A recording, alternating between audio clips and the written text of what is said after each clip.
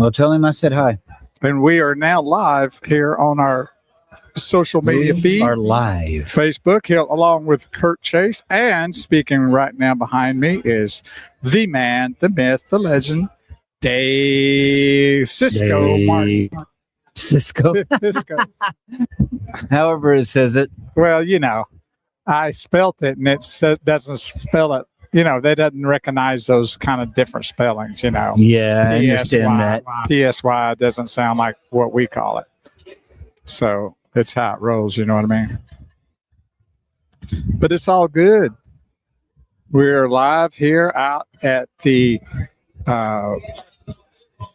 Defender Outdoors Clay Shoot in Fort Worth, Texas, off Aledo Road. Actually, it's 8270 Aledo Road in Fort Worth, Texas. And we're just getting underway here as we're celebrating the opportunity to help raise funds for his campaign. And that's where we are.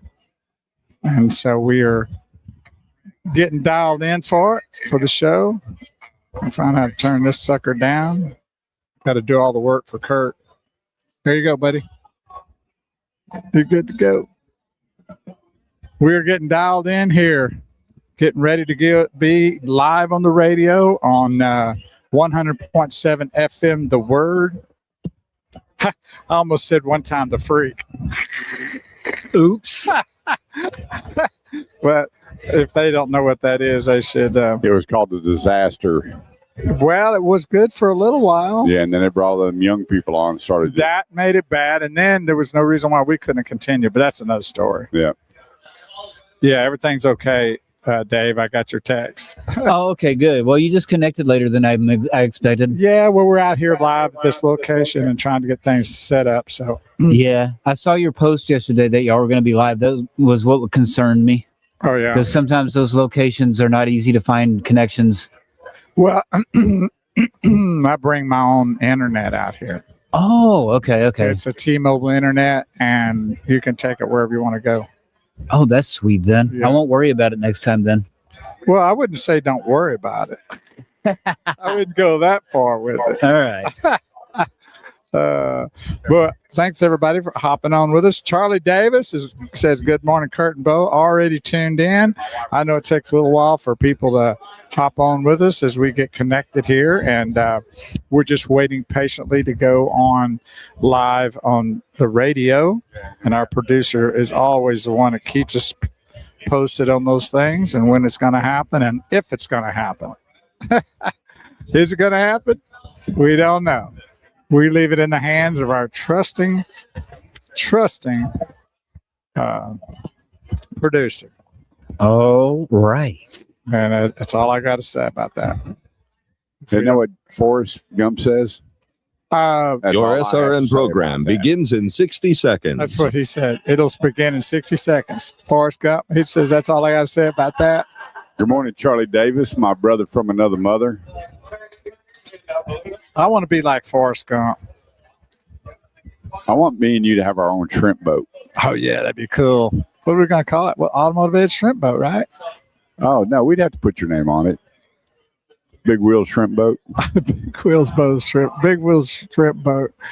Man, and you can catch some pretty big bow shrimp. You can catch some big shrimp out in the Gulf. I've done it. Well, I did it. I like seafood from the Gulf. I just don't like oysters from the Gulf. Why? Because of the mercury that might be They're just involved? nasty. Oh. Would they say only eat oysters from the coast if the month ends in an R? Oh, really? Now, who determined that? All the great seafood Just stores. Because sometimes they come back big and gray and they're so big. Right. Versus a nice oyster, from up northeast. Right. I got you. Yeah. Well, I don't eat oysters anyway, so I could give a crap. I love grilled oysters from Acme in for the side. Louisiana. He goes to the stretch. Here's the Acme pitch. Oyster Company. Oh, yeah. Fly ball. Good. Deep in the left center field. It's going, gone. 2-run homer. Another great walk-off win for Team Consumer. You're up. Chase at theautomotiveedge.com. Well, thanks so much for joining us. It's the Automotive Edge Radio Show, helping you with all your automotive needs, whether you're buying, selling, trading, leasing, parts, service, or body shop. We have you covered. And Bo, want to talk about where we're at and what we're doing today? Well, let's see. Let's start the fact that we're here live every Saturday morning from 9 to noon here on 100.7 FM, The Word. That's the radio station out of the Dallas-Fort Worth Metroplex and covers a wide variety. And if you have a smart speaker in your home and don't have a radio, you can just say to that smart speaker, whatever you call it, play 100.7 FM, The Word, and then you'll hear us. So a lot of people I know may not have radios, but they've got smart speakers. So do it that way. Or if you're in your car, tune in there. Also, you can follow us here on our social media sites, which is on our Facebook feed, the Automotive Edge Radio Show Facebook, our sister, Shifting Gears. Then you can follow us on LinkedIn if you do that under Kurt Chase. And then the big mantra is the big kahuna is the YouTube. We're on YouTube as well. These live feeds are all the same, and it's YouTube.com, and then go search the Automotive Edge Radio Show, subscribe, and you'll see our live broadcast there. But we're on location today. We're not in studio, and we're out here at Defender Outdoors Clay Shoot at 8270 Aledo Road in Fort Worth. It's southeast Fort Worth, around the loop of 820. And we're here to help raise funds for the great and super judge, Christopher Lee Gregory, who's running up for re-election here coming up in November. And so he's been a longtime friend of mine, and Kurt's too.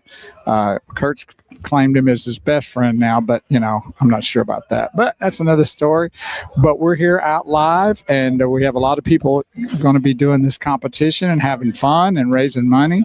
So if you get a chance, come on out and see us if you're close in the area. And we'll be here till noon right here on 100.7 FM, The Word, and we're simulcasting in a lot of other places, so try to find out where that might be.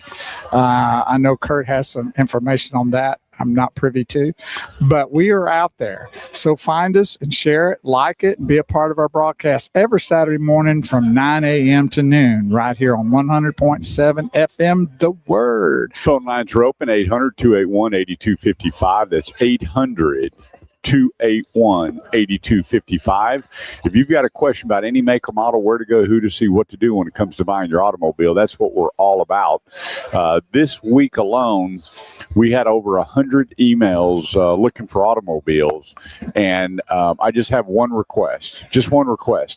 If I'm helping you with a car, and we have thousands of people we help a year, let me know that you've already bought a car so I can take you off the list, or let me know that the sponsor or a non-sponsor, wherever we sent you for an automobile, has helped you. Basically, if you've changed your mind about anything. Yeah, if you decide to put it on hold, because then we'll move your information. Because I print everything off, I make notes, and then I put it in another file, and I go through that file every day. And there's about 30 or 40 of you that I've been emailing all the time going, hey, where are you at on your purchase? And it's okay. It's okay if you bought a car. I had one lady, she goes, well, it just broke my heart. I didn't want to tell you I bought a car. I'm like, no, but the time that it takes, and you're trying to still help and look and all that, he needs to know. Yeah, I'm sorry it broke your heart that you didn't, but it's better that you break your heart and let him know so it doesn't break his time. Well, the thing about it is we've got so many people looking for cars, and I'll spread myself just as thin as I need to. I just need to know that you're still in the market, or you put it on hold, or you went out and found something else. It's okay. Like one lady, she goes, well, I know you have Freeman Toyota, but I wound up going to. I'm like, that's okay. It's okay. Yeah, we're here to help. And one said, hey, I need this, but I wound up, my neighbor sold me their truck. That's okay. That way I mark you off the list. I move it into another file, and I move your emails over to our newsletter. I sign you up on the newsletter, which a lot of you said you don't mind me doing. And that way we have you in our database. So if something comes up later down the road, we can help you. But don't feel embarrassed. Don't feel like just owe me I feel like you owe me the courtesy to go, hey, we've already done something else in an email or a text. I don't care. As long as he gets the information, that's fine. And that way we're rocking and rolling and keeping the lines of communication communication open, and more time for the people that you're still interested in. Yeah, we have 23 people with appointments today. Wow. Going to car dealers to test drive. Most of them are just test driving. And one guy called me the other day and he goes, "Hey, I'm looking for a Ford F-150." Now get this, already on his list, we've added a Sierra pickup truck, a Palisade, wow, and a Toyota Grand Highlander. There you go. And he goes, I never thought. So he's going out to all 4 dealerships today, to test drive all those different vehicles. And so he goes, "Is that okay?" I said, "Yes." So we've already made the phone calls. He's already got his appointments. They're going to have every one of those vehicles gassed up and ready to go. And so him and his wife will go out, they'll test drive everything, and then they're down the road. And then he'll call me up and go, "Hey, Kurt, we landed on this vehicle." And then we're good to go. Yeah. And so I've already appraised his vehicle. He already texted me this morning and say, "Hey, one dealer is the same number you are." I went, "There you go." How about that? He goes, "You think there's more?" I said, "You don't know till you go to the other dealers." Sure. And it really doesn't matter. We already know what your trade's worth. Now you just got to find the vehicle that's going to work for you. Well, let me tell you, these dealers want your trade. Yep. And if they can find a way to bump that a little more for you, they just might. So just know that. So it doesn't hurt. It doesn't hurt them. We just need to know. It's just keep that line of communication up. All you got to do is send me a text, because once we connect, you're going to have my cell number and go, "Hey, bought something. I'm on hold." Whatever the case may be, hey, contact me next month. And that way I have this massive calendar on my desk. And I just start marking things off and just keeping in contact with you, the consumers, to make sure that we're on the same page and you're taken care of, because rebates are changing all the time. Inventory is changing all the time. We're going to be talking about that, especially with the Ford F-150s. A lot of change going on in the auto industry right now. So we want to make sure that we maximize to minimize. What does that mean? We maximize your dollar and we minimize the time you have to mess with all that and do whatever with it. Also, if you have a little bit of issue getting in touch with Kurt, because sometimes, it gets lost or in the junk mail and all that kind of stuff, a spam mail, you can email me. It's simple, bocarver@hotmail.com. And don't be messaging me about it. We know how old you are because it's Hotmail. I get it, okay? I get it. It's BOCARVER, bocarver@hotmail.com. Very simple. And then if I get it, I can ask Kurt if he saw it or anything, and keep those lines of communication more open so that we can better serve you. That's right. Phone lines are open, 800-281-8255. Good morning to my lovely bride. We got a bunch of people tuned in right now. We got Dave. Charlie Davis, Melinda. Got to hang out with Dave and his beautiful wife, Norma. He's retired. We had his retirement party last night. And love those guys. My brother, Charlie Davis. Jim Wagner, good morning. Rick Wick. Oh, boy. How about Great that? to hear from you, Rick. Good morning, brother. Best to you and your lovely wife and your daughter. My daughter and his daughter are the same age. And I still remember Lauren and Amanda. We got them together at the Sandy Lake one time and had a big picnic. And by the way, Rick, I'm going to be in Houston today and for the next few days. Lock the doors, Rick. Lock the doors. So if you want to say hi or get together and shake hands or break bread or something like that, let me know. You know how to get in touch with me. Call Kurt. Bring your money, because Rick's a tightwad. Well, that's why he's got a lot of money. Do you think he's a gambler like Flip? Rick would never buy my lunch. Do you think if he flipped now, for it, would he still I tell you what, though, Rick makes great margaritas. Well, then that's he's all the I'll king have. of margaritas. Then I'll just have that. That's right. Good morning, Clint Moore. Thanks for joining us here on the Automotive Edge Radio Show. And God bless you, Dave, on your retirement. Well earned. And we hope that God just fills your heart and spirit, and you and Norma just enjoy retirement. You know what I don't like hearing is when people say, "Well, just enjoy the rest of your life." I'm like, well, can't you say that at any age? Even at 10, enjoy the rest of your life. Yeah, I'm like, it's just kind of like you're sending them off over the hill. Yeah, well, bye. See ya. You're retired. We don't care nothing about you anymore, so get lost. That's right. 800-281-8255. 1 minute. A lot of rebates, a lot of incentives, a lot of things going on right now. But let me tell you what, your trade-in values are still going up. We're going to take a quick break, meet some great sponsors. Don't go away. I'm Kurt Chase with the great one, Big Wheel Bo Carver. We'll be right back. Hey, Michael, I will call you When I get back to my office today, I know you sent me the information over on the truck. I just need some pics and take a look at that truck. Yeah. What kind of truck?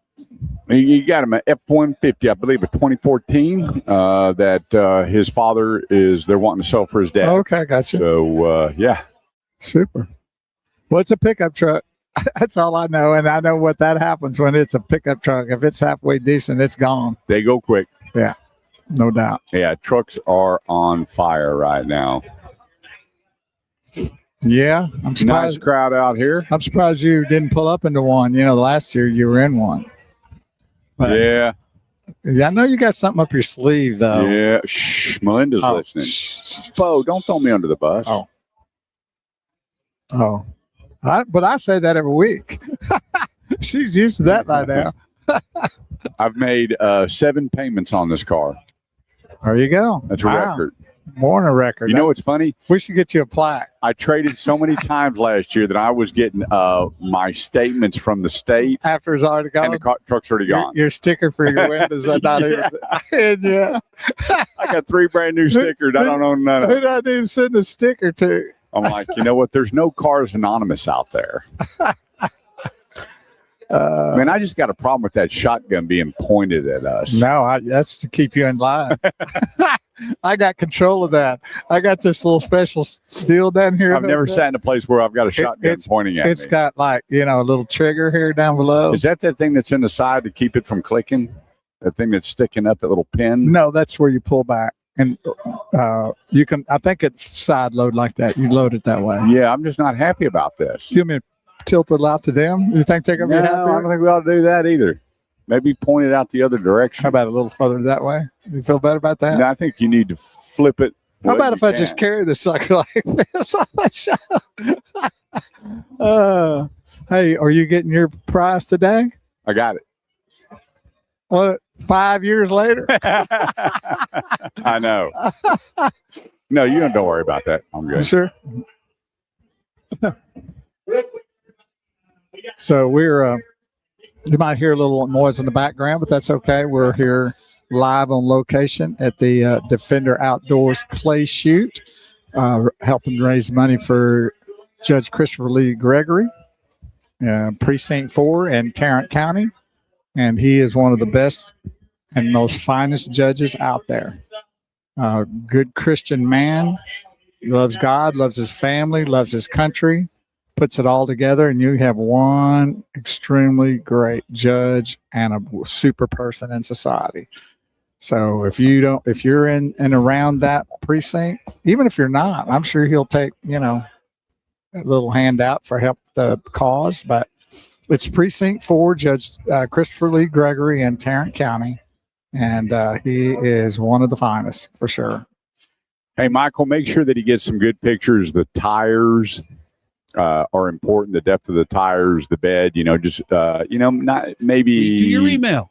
That's 6-8 good picks, and I'll get that bid for you. This car is automatic. It's systematic. It's hydromatic. Why, it's greased lightning. You're up. 800-281-8255 is the number. That's 800-281-8255. If you've got an automotive need, here's what you do. Go to theautomotiveedge.com. That's theautomotiveedge.com. Click on Contact Kurt. Leave me your name, your phone number, and I'll call you, and then I'll print off your information that you sent me, and then we'll have a little quick conversation, and then we'll get you going. It's just that easy, just to get the information, have dialogue. I'm that guy that needs that one-on-one conversation, because sometimes things get lost in translation and emails and text, and it'll just take me I'm telling you, 3 minutes. I can find out everything I need, get off the phone, and go to work for you. Remember, it doesn't cost you anything. Handshake, hug, or a prayer, I'll take all 3. But there's never a dime from you or the dealer given to me. Ever, never, ever. And I want to be clear about that because people say, how do you make your money? In fact, that we had some people the other day that wrote a check out, and I went, look, if you could make it to our adopted teachers, we're going to be helping them out. And then we got a big luncheon coming up for the teachers for their certification, and we help sponsor that as well. So anything that comes in from the listeners or people that we help goes right back out to the teachers, our single moms. And here's another thing, too. If you have a car that's running, I don't need a beat up old bucket of bolts. I don't. But if you got a car that's running and you can afford to give it away and it does need a little work, we'd love to have that car because we have a lot of single moms right now that are in need of good, reliable transportation. What we do is we take that vehicle over to Driver's Edge Auto Repair, and they do the repairs up to the value of the car. So the other day, we got donated a vehicle, and it needed $1,800 in repair. The vehicle was worth about $8,000, and they did all the repairs for free and put a warranty on it. And so now that car is at a church being donated to a single mom. And these are the things that we do. Well, that's so needed in this world and society we live in. There's a lot of people in need out there, and sometimes just that little extra help puts them right over the edge to get really going. And something like that, like a vehicle, can get them their job, their kids to school. I mean, vehicles are so important, especially in Texas. Our transportation system is not, like other places. And so to go around jumping on trains or buses just doesn't happen that much in Texas. But a car is needed, and that changes somebody's life forever. Yep. Hey, let's run through a couple of deals here real quick. I was looking at Dane Miner, general manager over here at Freeman Toyota. Get this, a Toyota Tacoma, $288 a month. Oh, man. No deposit. I should have got me a Tacoma. Get this, a 2026 Toyota Tundra Crew Max 4x4. Get this, no cash or trade down, no security deposit, $430 a month. Wow. I'm $15 away from having that. A Toyota Grand Highlander, $395 a month. And you know what? He's very big on, a lot of people, they worry about gas prices and the economy and what's going on. $276 a month for a RAV4, $257 for a Camry. And he goes on. And get this, with every new vehicle, he adds a 7-year, 100,000-mile service contract to the car. No charge. A free service contract, 7-year, 100,000 miles. So the place, I've known Dane Miner for 40 years. I've known Mr. Freeman for 40 years. My brother worked there for 40 years. They are on the affordable side of the Metroplex. If you're listening to us out of state, come on, drive into Hurst, Texas, and get your Toyota at freemantoyota.com. So here's something I want to hit real quick is right now Ford has their employee pricing on everything except for your specialty. When you get your specialty Mustangs, your Shelby Mustangs, or your Raptor pickup trucks, those are not included. But pretty much everything else is. Well, here's what's going on. There was 2 fires at the aluminum plant, which has put the F-150s, their production, not what it used to be. And so they are depleting the Ford inventory on trucks faster than I've ever seen before. So if you're looking for a Ford pickup truck, and I've got dealers that are bringing them in from out of state. One of my Grapevine Ford told me they did 54 dealer trades, had to find 54 trucks outside of their store to find trucks for the consumers. 54 in 1 month. And we're on the what? What's the day? 16th? I believe it. No, it's what is it? 13th. 13th. And they've already found 54 trucks out of state for consumers. Wow. So it's a time for you, if you're looking for a certain pickup truck, or let me know. Just send me the email, kurtchase@yahoo, or go to theautomotiveedge.com and load it in.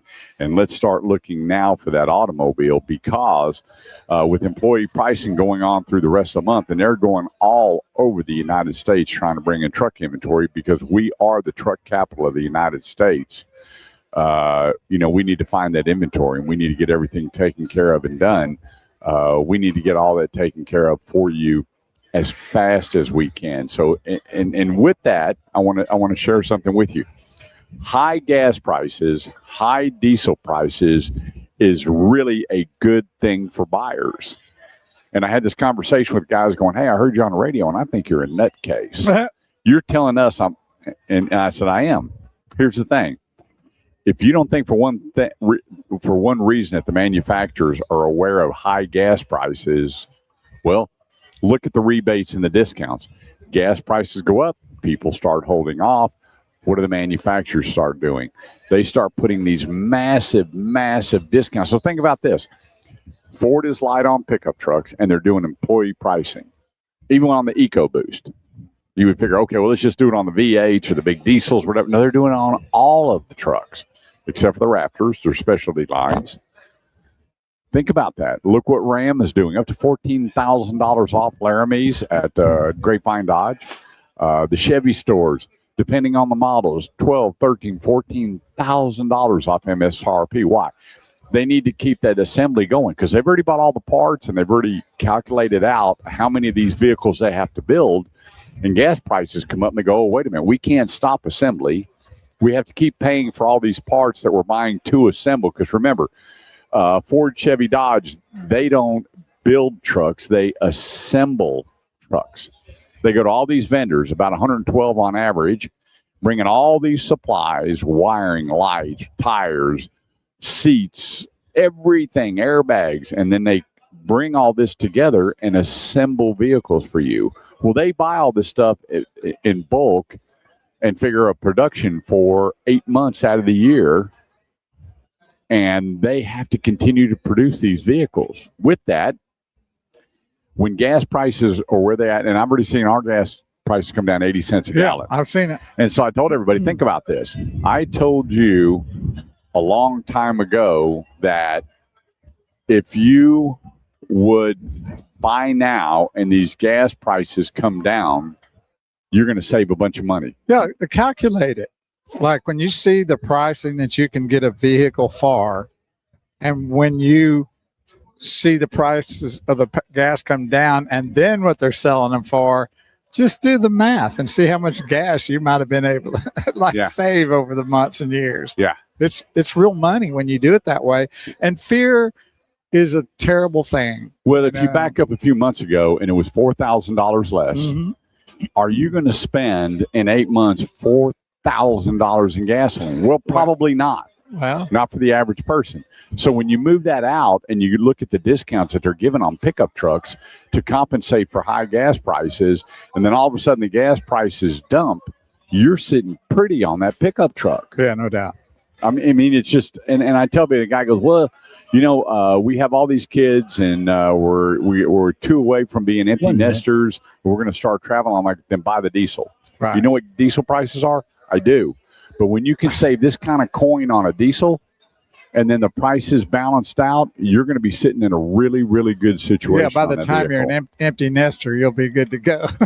No doubt about it. Let's take a quick break. Phone lines are open, 800-281-8255. That's 800-281-8255 or 800-281-TALK. Give us a call. Phone lines are open. We'd love to hear you. Any make or model, where to go, who to see, what to do, your opinion, or just if you got a good joke for the day. We could use a good joke. It's got to be clean. We're on Christian Talk Radio. Got to be a clean joke. Quick break. Don't go away. We'll be right back. Clear to partly cloudy. Good That's morning, right. my sweet cousin, Dorothy. Getting a lot of loves. Thank you for all the well wishes. I can't thank y'all enough. Everybody warmed my heart. You know, Mom is now in heaven, and we'll be celebrating her life Thursday. And so thank you for all the prayers and well wishes about Mom. 59 grandkids, 83 family members, all healthy and doing well. And Mom left quite the legacy for all of us. A lot of family to love, a lot of great, beautiful kids, healthy kids. So it will be a total celebration of life. I'd like to let you know if you're hearing some of that popping going on in the background, they're not shooting at us, I don't think.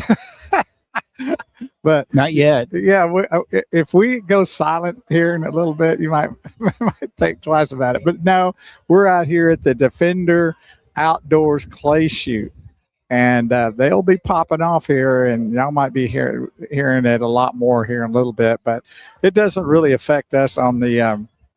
Well, we're here because we love Judge Gregory. Yes. Yes, And, sir. you know, this is one of the really cool judges around here that is full open book. He keeps a post on the docket, getting things through that courthouse.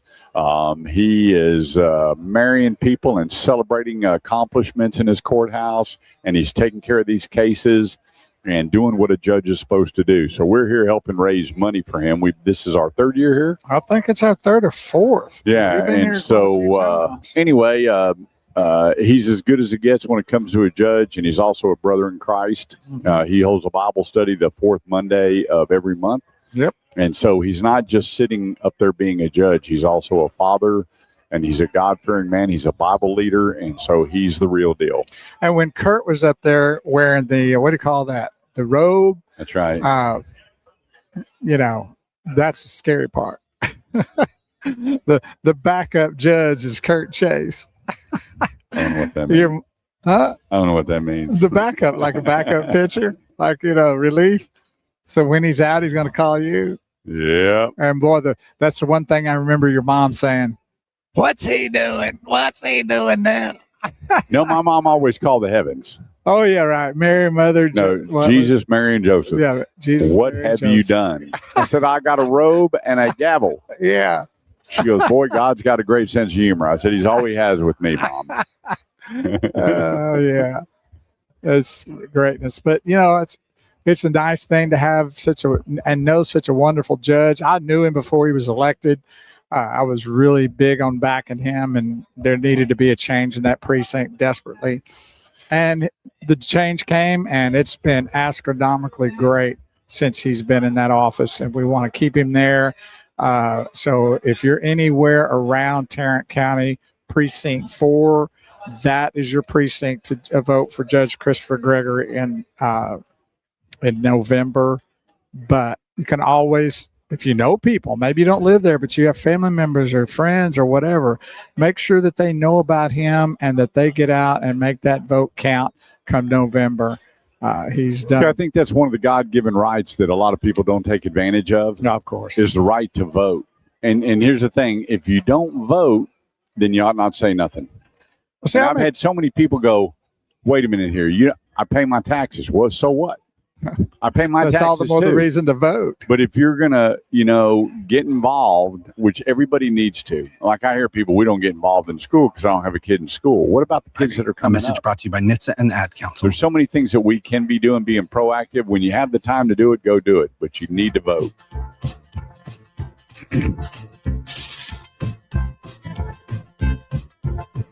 You're up.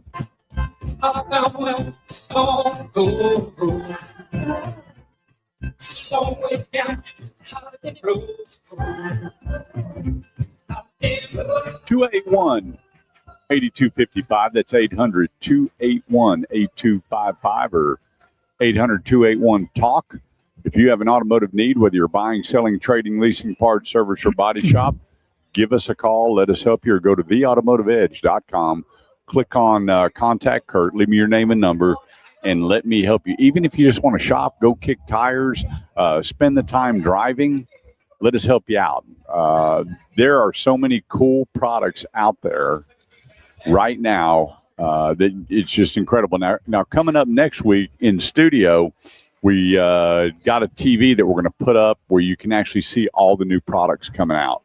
So Bo's going to be helping me with that, my son. So as we're talking, if you're on the live feed, you'll be able to see, like a lot of people were talking about the Rumblebee. Right. What does that look mean? like? Blah, blah, blah. Yeah, and all so we that. want you to be able to see. So we're adding more to the studio. But today we're here with Judge Gregory, helping get him reelected. We're very confident he will, because he is the real people judge.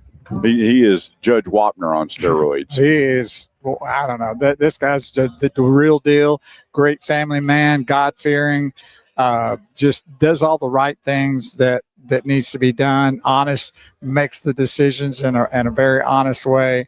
And just know that if you're in Precinct 4, Tarrant County, that's the guy you want to vote for. And if you got friends, neighbors, or people that live in there, let them know to do that in November. We'll keep sharing that along the way. But yeah, we're out here at the Defender Outdoors Clay Shoot, 8270 Aledo Road in Fort Worth. So if you're driving around and you hear our voice, hey, come on out, 8270 Aledo Road. Say hi to Kurt, pat him on the back, tell him what a great job he's doing, and we're here. And if you hear a few little bangs going on in the background, the clay shoot is what's happening. So. Phone lines are open, 800-281-TALK, 800-281-TALK. Well, it's any make or model, where to go, who to see. Even if you're out of state and you're just listening to the broadcast, we can help you out of state. We can find out what the incentives are. You know, everybody pays the same thing for the vehicles across the United States. The difference is destination and handling. So whether your dealer's selling 50 or selling 500, they're still paying the same price. It's just destination and handling is going to be different in any way that they option it out. But the cost is the same. Destination and handling is more. Phone lines open, 800-281-TALK. That's 800-281-TALK. Man, it looks like a bunch of offensive linemen out here. Look at this guy over here. I know. He looks like he plays for the Dallas Cowboys. Well, he needs to play for the Cowboys as bad as that. Anyway, let's talk about my buddy. Hey, have you noticed Justin Crane's new logo on his website? No, I haven't. They got him with the cowboy hat now. Oh, really? Yeah. So Justin Crane down there in Burleson, Nissan, 35 in Renfro Road. Go by and see him. 0 APR on the Pathfinders. I'm telling you, if you want to save money and make a deal, 7-year, 100,000-mile certified pre-owned warranty, 0 APR on the Rogue, 0 APR on the Pathfinder, 0 APR on the Frontier, 0 on the Murano, and it just goes on and it's 0. You're paying no interest. But here's the thing. Usually when you're paying no interest, where does the dealer make its money? Because they're not making money on the finance reserve. Well, Justin is one of these guys that he wants you customer for life. So you're going to get the best price in town on a Nissan, 0 APR, a 7-year, 100,000-mile powertrain warranty on his pre-owned. I mean, it doesn't get any better. Plus, Justin Crane's cool. He's a cool dude. Yeah, he's just cool. He's the only guy that got the nicest set of golf clubs in the world and never swings them. And knows they look good in his office. And knows how to have a great haircut. Oh, yeah, he's got good hair. Great. And we'll talk. And so, he's got that kind of voice and knowledge that you can just sit there and listen all day. Yeah, he's a car guy. Super wonderful individual. And if you want a good deal and be treated right, that's where you need to go. Right. So I got to ask this question, and a lot of people are going, hey, do I buy extended warranties with all these cars? And everybody's upping their powertrain warranties. You know, Kia and Hyundai has a 10-year, 100,000-mile warranty. Now, what does powertrain mean? It means the motor, the transmission, everything, everything internal lubricated parts to propel the vehicle. Internal lubricated. Okay, I got you. And so people go, what do I need to extend a warranty with 10-year, 100,000? And now you look at the powertrain warranty that Ram is now offering. Right. And I'm like, well, time out here. Let me explain this in the best way possible. The average hourly rate across the board is about $200 an hour to work on your car. Think about that. I remember when it was $21 an hour. Oh, wow, I know. And then you got about a fortune markup in parts. Why? Well, it's real simple. They're building better cars that last longer. So it's supply and demand. And well, they don't sell as many parts because the parts are good. That's right. And so I'm going. If you think about that, it's I asked the guy. I said I had to have some. My jaw was cracked. I said, why do you charge so much to put that in? He goes, because you're not going to need another one. It's not like I'm going to come back and get it repaired or adjusted. I'm going to use that on the show. Yeah, he said the implant will be till the good Lord calls you home. And you think about that. And I said, well, it makes a lot of sense with automobiles is that as they're building them so much better. And people are keeping them set on the average of 12 years still? Yeah, it's coming down a little bit. But still a long time. Still a long time.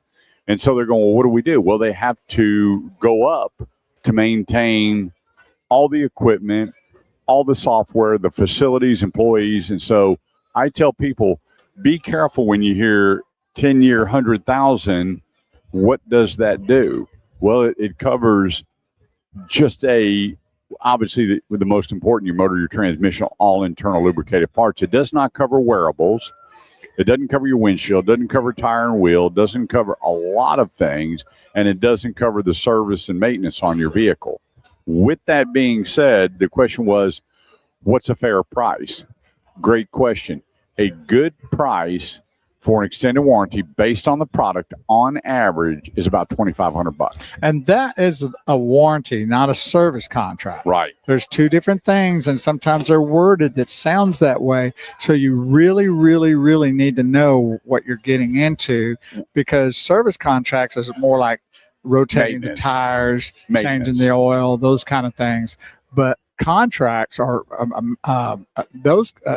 the warranty contracts are coverage like continued like from your factory warranty. Yeah, and the other thing too is that there's no such thing as a bumper to bumper warranty. Well, there's no bumpers on them anymore. Well, then you read the exclusions, and the exclusions are all the same. Does not include wearable items. So you'll hear, we do a bumper warranty, but then you got to read the fine print to realize that it's not a true bumper to bumper. Now, we're back in the day when they did that. Did it cover oil changes and things like that? Never. But that was just in a small fine print. It really didn't ever. It was never a bumper to bumper ever. No. Yeah. Okay.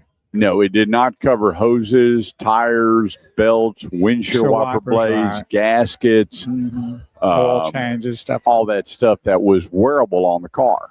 All the rubber on the car, all the brake pads, none of that was covered. And so people go, well, I've got a bumper warranty. I'm like, be careful. That's why all the dealerships now have service contracts, which is what Bo was topping off your fluids, your oil changes, tire rotations.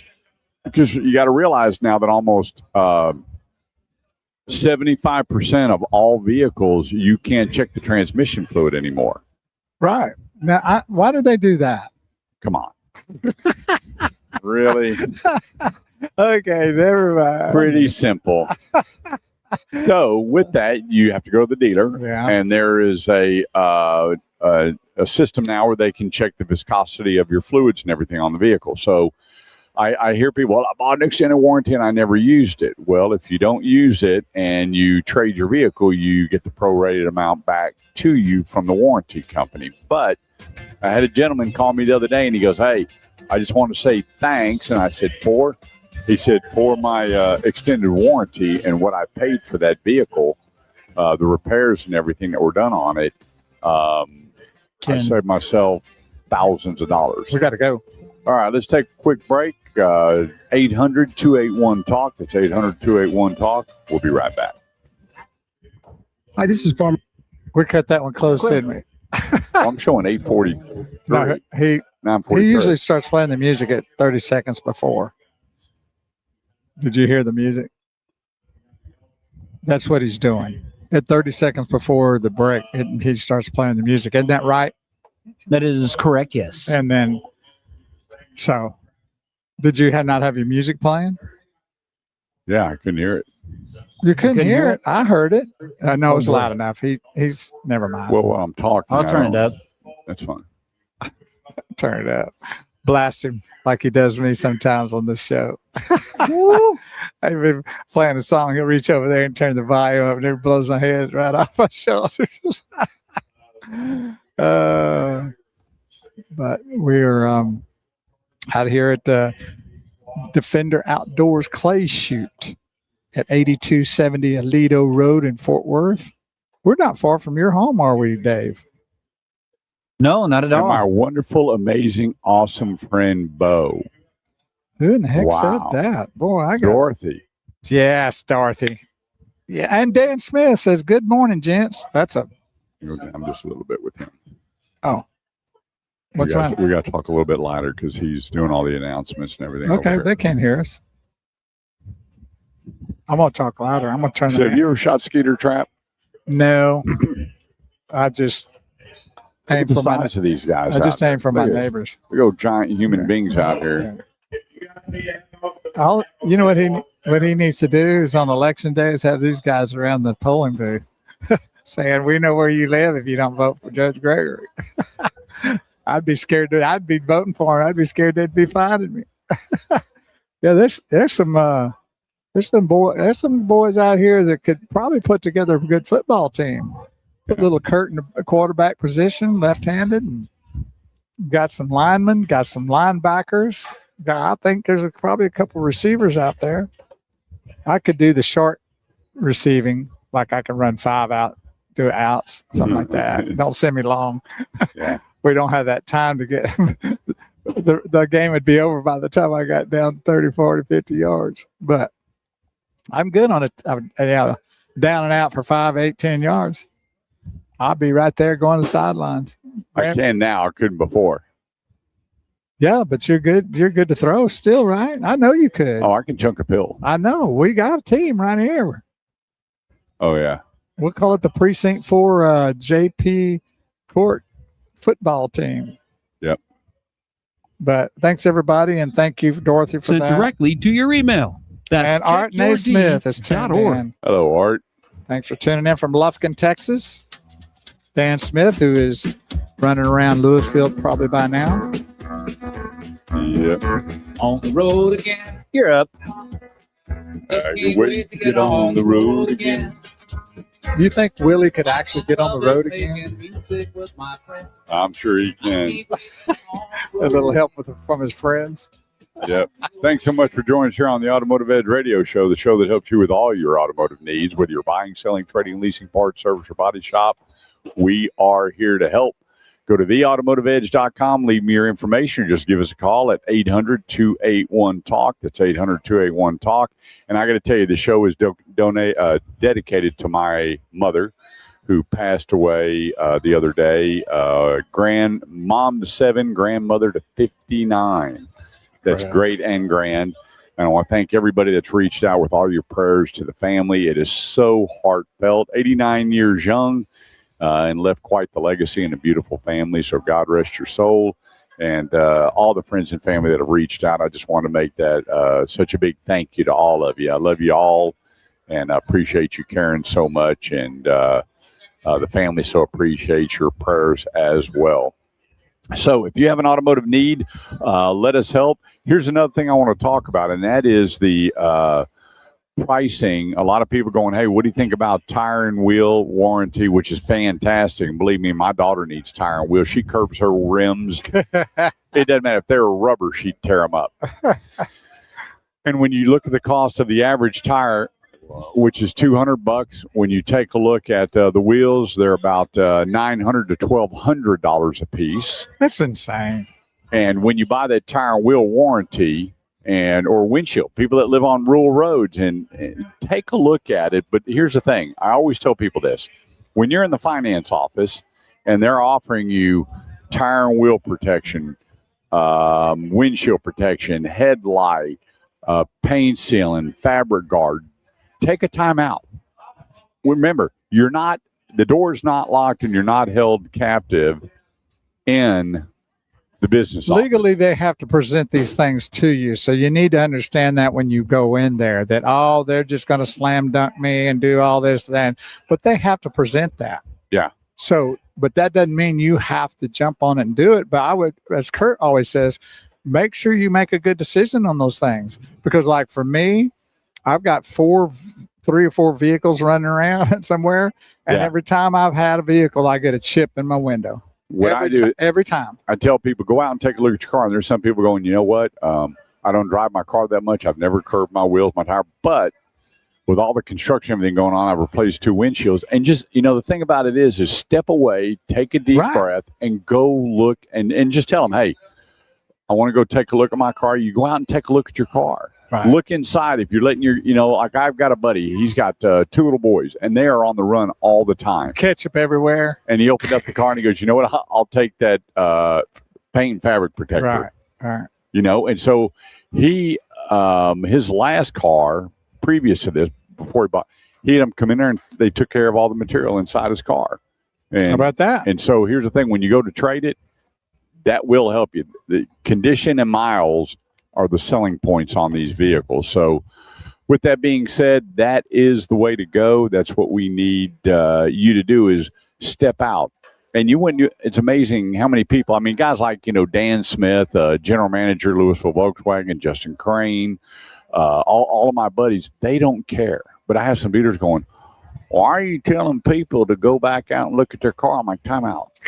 Wouldn't you want them, the consumer, to buy what's needed and not have regret? And you're getting cancellation forms, and then they realize that you really are there for them. Right. That's the key, right? It's there. all about relationship. I'm going to tell you something. Dan Smith doesn't want to sell you one Volkswagen. He wants to sell you a lot of Volkswagen. Your or family, your friends, your he wants to take care of your pre-owned needs. Right. There's so many things involved other than just selling you a car.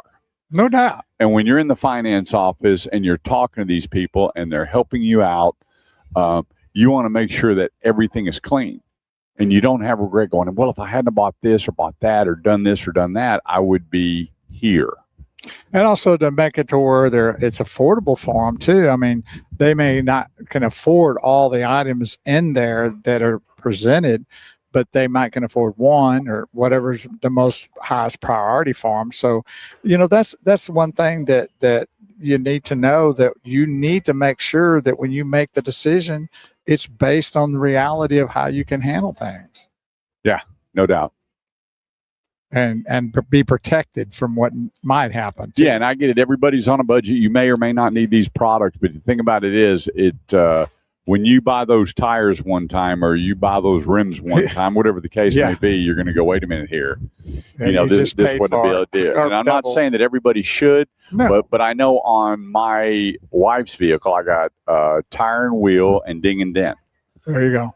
And scratches. So there, you wouldn't believe how much that will cover and how big a dent and how big a scratch that they will take care of on that vehicle at no charge for the ownership of a vehicle. You never know when you're going to be in a parking lot or wherever you open it and be like, gosh, dog it. Yeah. Well, they got people now that are so qualified to make that thing look better, and that's the way to go. Yep. 800-281-TALK's the number. That's 800-281-TALK. Coming up at the top of the hour, we have Kurt's 10 at 10. And hope you'll stay tuned for that. But let me tell you, like and share the show. And I want to thank everybody that's doing it, because we have a lot of people out there that go, we didn't know that you help people with their automotive needs like you do. There you go. Would they believe there's a service charge, or I'm a broker, which I'm not. I've been doing this for 38 years in the auto industry, 22 years on air. This is our 23rd year, actually. And we just help people make sure that they're getting a fair deal. They're taken care of. They're not paying too much. We're maximizing their trade. This month, I started adding it up. Now, here we are on the 13th of the month, and we have saved the listeners almost $70,000, and we're not even halfway through the month. How about that? And they're going, boy, you got a lot of pull. It's not about having pull. It's about having a relationship. It's about knowing before you go. That's really the bottom line. Or having a relationship when you get there and you walk in and you go, hey, is Dan or Justin or whoever there, and you get to talk to the owner, and everything is seamless. Yeah, because remember, they're not a nonprofit. Correct. They've got to make money, but they don't have to make tons and tons and tons of money. Well, Kurt wants it to make to where it's a win-win for everybody. Yeah. And if that's the case, then everybody's happy. You're happy. The dealer's happy. I mean, they're not a nonprofit organization. Y'all should realize that. Well, going in and fighting and all the back and forth. That's going to be gone if you go with Kurt. It's not worth it. No. And everybody go, I went in there and it took me 4 hours. It shouldn't take you 4 hours. Well, now, the only time that it will take you a long time is if they're backed up in finance and you're there on a Saturday. And we got some dealers that sell 10 on a Saturday. We got some dealers that sell 60, 70, 80 cars on Saturday, and it will get a little bit backed up. But here's a secret I'm going to let you in on. If you're waiting on your car to get through make ready and detail and prep for delivery, ask your salesman to show you a car just like it, to go over the features and everything on it, where all you have to do is when your car gets pulled up, you only got to do one thing. Get in it. No. Set your phone. Oh, yeah. your radio stations, your CarPlay, whatever, and then go enjoy your car. But sitting around waiting for your car, and then they go, okay, let's go over your automobile. You're like, waiting for finance and then doing I want to get the heck out of here. Right. But here's the thing. Tell them, hey, do you have a car like mine that you can just go ahead and let's go ahead and over the delivery process? And that way you're cutting your time by a lot. And it doesn't matter to them because they got to do it anyway. And they're probably happy to do it right up front and get it done so they can move on and do other things as well. Yep. So it's a good idea and a good point. Let me see your hat. Okay. You put a piece of tape on it. Well, they made some of these too big on the input, and I can see there's been bugging him. And so I called the guy, and he's making new hats for me. That's because he's got such a big brain. You got to stretch it out to make it fit his brain. If I only had a brain. No, but Judge Gregory, thanks for having us out here today, man.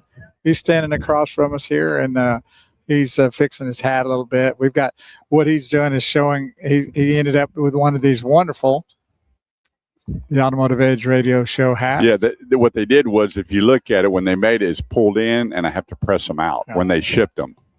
See, but my brain, a little bit better. My brain's not big enough to even worry about it. So I didn't have to. He's like, not the Tin. Was it the Tin Man? If I only had a brain? No, the Scarecrow.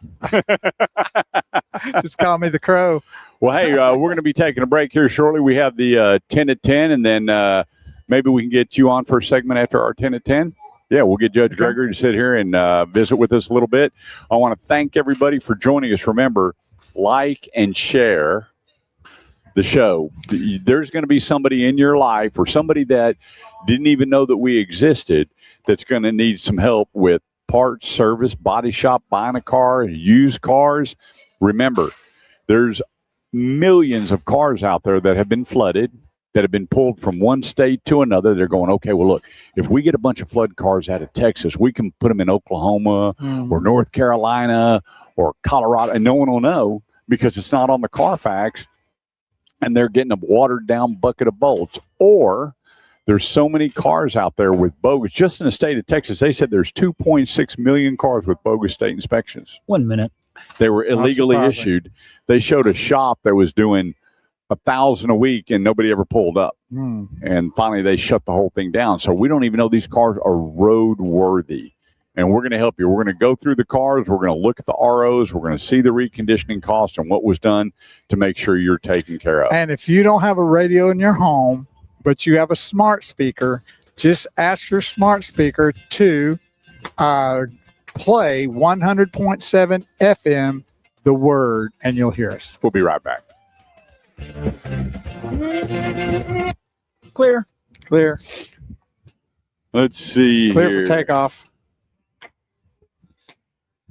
All right, everybody. Thanks for tuning in. Appreciate y'all doing that. Be sure and like and share the broadcast. We're out here at the Defenders Outdoors Clay Shoot. Oh, boy, they got that Atlas 1.9 APR. Oh, yeah? Oh, boy. Thanks, Dan. You're really touching. Look at that, a Jetta $269 a month. You're touching a nerve with him. $276 a month. There you go. $332 a month for an Atlas. Oh, that's boy. Sweet. That's only 2 years. That's kind of cool, isn't it? I'm going to tell you what. $237 a month for a brand new Jetta. Dan, why didn't you tell me about that? I guess I have to make another move here pretty soon.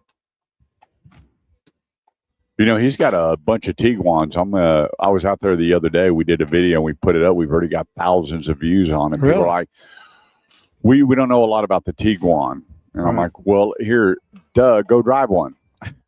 Go drive it. Because right now there's a lot of products out there that are hard to get. Right. They said, what do you mean? I said, there are products out there that are difficult to find in different brands that they're on order only. You can only get it when they come in. And so there's a lot of great choices out there. And I understand the brand loyalty, but there are so many great choices out there for you, the consumer, to just go test drive and take a look and see what you think. And where the things are and pricing and stuff. That's the other thing right there. Yeah, I mean, when you get a fully loaded SUV with everything on it for 30 grand or less, my goodness. Yeah. That's the way to go. I tell people there's so many great products out there that people are not even considering. And I know that Kurt doesn't like this, but I'm going to say it anyway. They're making it to where to help you with your monthly payments, there's like 72 month payments now. You don't have to just settle for 36. And I know that stretching it out sometimes long like that, but people have to nowadays. And I know that. I realize that. But you can be in a vehicle like that and find out that payment structure with the amount of months that you can go. If the less you can go, the better. Kurt will say that. But if you have to extend it a little bit, it's better to do what you need to do than not do it at all. I've actually got people calling me now. Do they have more than 84 months? I'm like, you need to look at something else. And the one guy got mad at me. He goes, you don't tell me I'm timeout. I would just tell you that you told me you trade every 4 years. If you're looking at an 84-month note, you'll never come out even. You'll come out underwater unless you're putting money down. Right. 100%. And I said, so are you putting down 20% plus TTNL? And he goes, no, that's why I'm extending it out. And I'm like, you think about this. Take a $30,000 vehicle times 6.25%, several thousands of dollars, plus license, title, registration, road and bridge, documentary, VIT that you're rolling into that note. That is negative. You're paying interest on taxes. Well, when you go to now, I know a lot of people may not be able to put a penny down, but to not put it down just to extend terms out, then I would lease the vehicle. Well, the other thing too is that when you go to pay, trade or them having to pay that off, you're not just paying for the price of the vehicle. You're paying for the note to get out of that. Yeah. So that's what happens. And that's what Kurt's trying to say. When you go out so far with that interest, that the car may be worth, let's say it's worth at the time you trade it $20,000, but your loan is $24,000.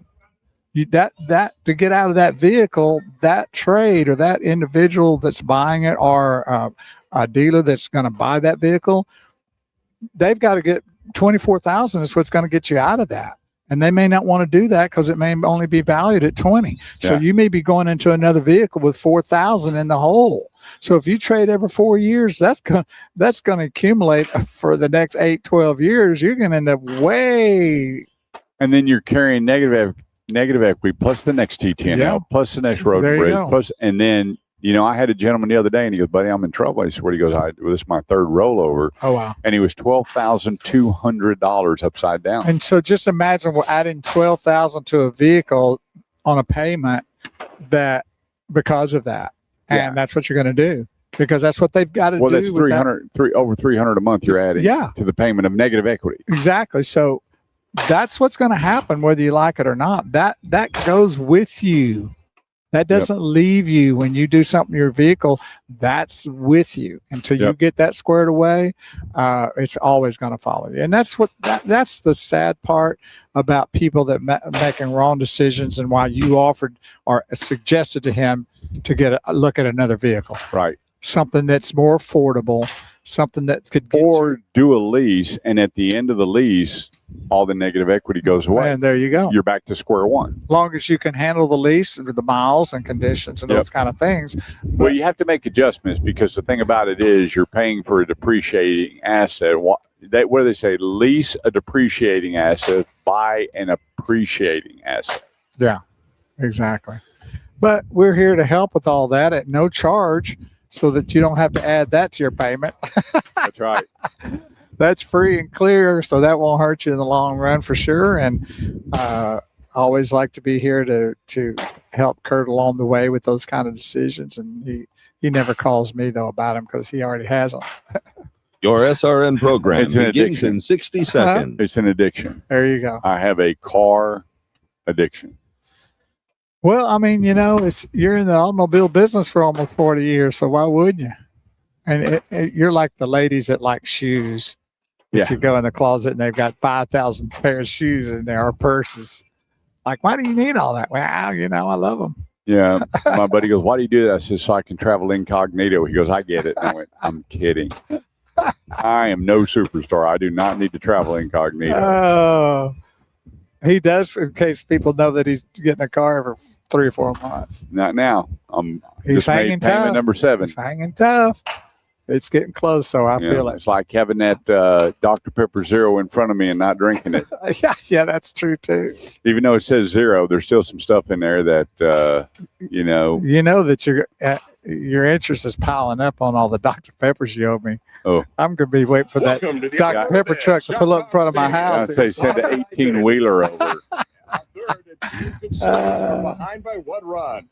At the plate for the Consumers is Kurt Chase. The count is full. Joe Bag on the mound, waiting for the side. He goes to the stretch. Here's the pitch.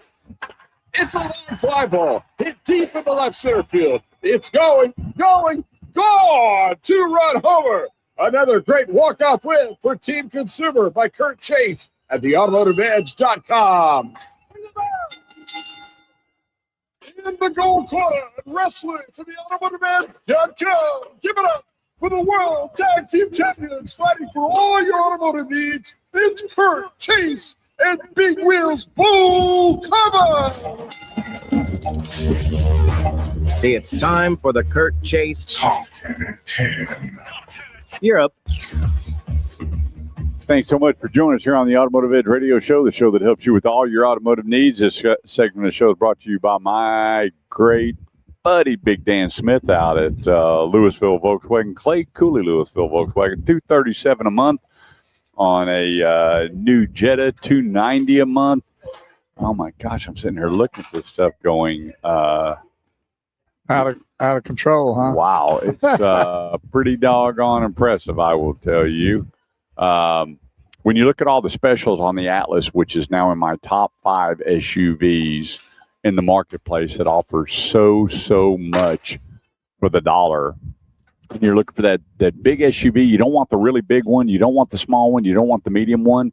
That Atlas really fills the void of a lot of, well, I can't go this way, I can't go that way. I'm telling you, stop by Louisville Volkswagen, 35 and Fox Avenue, and drive the new Atlas. Meet Dan Smith, the general manager. He's completely changed the mindset, the attitude, and the friendliness of you, the consumer. Whether you're buying today, tomorrow, next week, next month, he wants to show you why Louisville Volkswagen is the best place to buy your Volkswagen. Go to LouisvilleVolkswagen.com. That's LouisvilleVolkswagen.com. Well, let's go to the 10 at 10, and this week is retro trends that are now coming back like Storm and Norman. These are things in the past that we grew up with, that we knew about, that we loved, that we did, that we enjoyed, that is making a massive comeback. And when I started doing all the research to break down these 10, I was blown away by what was the true top 10, because everybody has their little, pages about different things. But here's one: jigsaw puzzles. You would not believe the trend on how many people now are buying jigsaw puzzles. Have you ever done one? Yeah. I may have done one in my life. My mom loved them. Yeah, I probably done one. So I got time in, but I was good at the edges. Oh, you got the edges good. The corners. Framed in. That's good, though. Yeah. That helps you along the way for sure. Here's something that's coming back, and I actually was in the store. I was in a what do you call that, where you go in and buy all the arts and crafts and Hobby Lobby. And I asked the lady, and she said, we are restocking every day, and that is crochet and knitting. Yeah, that's one of my favorite things to do. Do you remember back in the day when they showed the defensive linemen for the Rams? Oh, yeah. Rosie Greer and all of them, they're all sitting there knitting. Here's one that's come back. I've never played it. I don't know anything about it. It is on the rise again, Dungeons and Dragons. You ever heard of that? Yeah, when I grew Did up. Graham play it? Well, when I grew up, when it was out, they were saying that it was kind of technically not a really good spiritual idea to do. Did you ever hear that? No. You didn't? Well, I don't do video games, so I wouldn't know. Well, I don't know. If you want to call in and straighten me out on that, you can. That's 800-281-8255. Tell us what you think about that. Yeah, here's another one. Roller skating. Oh, no, I get Booming. That. I get that. That's a lot of fun. Roller skating when I was a kid. Yeah. Exactly. I got my first kiss at a roller skating ring. I got several there. She goes, could you help me with my shoes? And I went to help her, and she kissed me. See, I just put on the skates and sail on the side like I had a band around my knee, like I was hurt, because I really couldn't roller skate. But Here's another one that's making a big comeback: is Atari, the classic video wow. games. Is that the one with the ping pong thing? Pong. Yeah, well, there's a bunch of them that are coming back. That's You've cool. got, Asteroid, Centipede, Donkey Kong. Oh yeah, Donkey Kong, I loved. Everything I was coming big back. with that. Yep. Sweet. Here's one, and my brother told me out by his house and is packed every weekend. Drive-in movie theaters. I saw one the other day. Where was I? They had like 4 screens. That was during the day, and I'm going like, that's so cool. And so, have you been to one? Have you seen a movie there? I haven't been in a long time. I haven't been since I haven't either since I was a kid. Yeah, we used to take. I had an Olds Delta 88 Royale Brome, and we could put 3 guys in the trunk, 4 in the back seat, and 3 in the front. You paid by the carload, and we all. I'm telling you, even though we tried every time because you had to get them out of the trunk quick, we always got busted. And there was a sign up: "We'll be watching for your trunks to open." And so then we got smart. We always bring a real pretty girl to distract the security guy, and then everybody popped out of the trunk. There you go. Well, those are cool. Yep. Nowadays, too, the sound is better because they can pipe it in through your radio. Yeah. Instead of the little speaker that used to hook on the side of the window. Vintage fashion, bell bottoms coming back, headbands coming back, muscle shirts making a massive That's comeback. the first thing I'm going to get me is a muscle shirt. Here's one that didn't surprise me is the Polaroid camera. Now, that's kind of cool. My nephew brought his to the beach last year when we were in Florida with the family. And he's taking all these Polaroid pictures and handing them out. And they had them in all the cool, like the old teals and turquoise and reds. And he's going around just snapping pictures. And even along the beach, people were standing. He goes, "Hey, you want your picture?" And everybody thinks, "How much?" Right. And he take a picture, hand the Polaroid, and they say that instant gratification is making a huge comeback to the consumer. That they can show around without showing their phone around. Yeah. And my dad was huge at that. He had a one of those back in the day. You could not see him anywhere without that Polaroid. Yeah, well, they went bankrupt in 2001, and now they can't produce those things fast That's enough. fantastic. I love it. And then number 1 comeback. What do you think it is? Black and white TV. Nope. Oh, well, that's retro. You're a music guy. I figured you would get this one. Oh, wow. Music. Vinyl. Turntables. Not turntables. You're close. The records. The records. Vinyl records. Vinyls. And Dave got it. Yeah, Dave got it. I'm telling you, vinyl record sales are up 1,000%. Now, wow. The turntable, they're Bluetooth now. Right. You can still buy the old ones. There's a place over in Keller that sells the old ones. The old, what we call, remember, Victrollers? The old Victrollers. There it is. That's coming back. But the vinyls, and there's companies that have gone into mass production of vinyl records again. Wow, that's fantastic. And if you got like an original, like from a Beatle album or Elvis that's not been really touched, those things are worth. Well, you know what? Incredibly Surprisingly enough, guess what? Those are not the money makers. Well, they are if they're because there were so many produced. But there's certain types they're worth money if you did. We talked the original albums, right? There's ones that says if you had this cover and you still got the plastic, like the monkeys, where they had the 4 monkeys on it, and you still got the plastic thing, it's worth like $1,000. Yeah, that's what I mean. Yeah. If you got something like that, not just regular something that's mass kind of produced, but if you've got something special like that that's not been opened or whatever, it's mint. Yeah, it's just amazing. So there's your top 10 jigsaw puzzles, retro, knitting and crochet, Dungeons and Dragons, roller skating, which I went by the roller skating ring on the way back from my sister's house. The place was packed. Yeah. And they say people over 50. I mean, I love the way they dance on the roller skates. I don't get how they keep going that fast around the arena. I don't. But anyway. Well, they're good at drive-in movie theaters, Polaroid cameras, vinyl records, and vintage fashion. So if there's something you'd like to hear about on a top 10 at 10, go ahead and send me an email, KurtChase@Yahoo.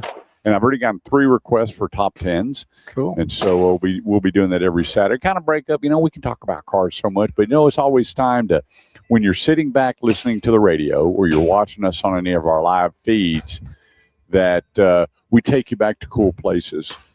Well, we talk about a lot of different things. We talk about food sometimes. We talk about, adventures that we've had and those kind of different things. And all those lead back to how you get there, which is with an automobile. Yeah.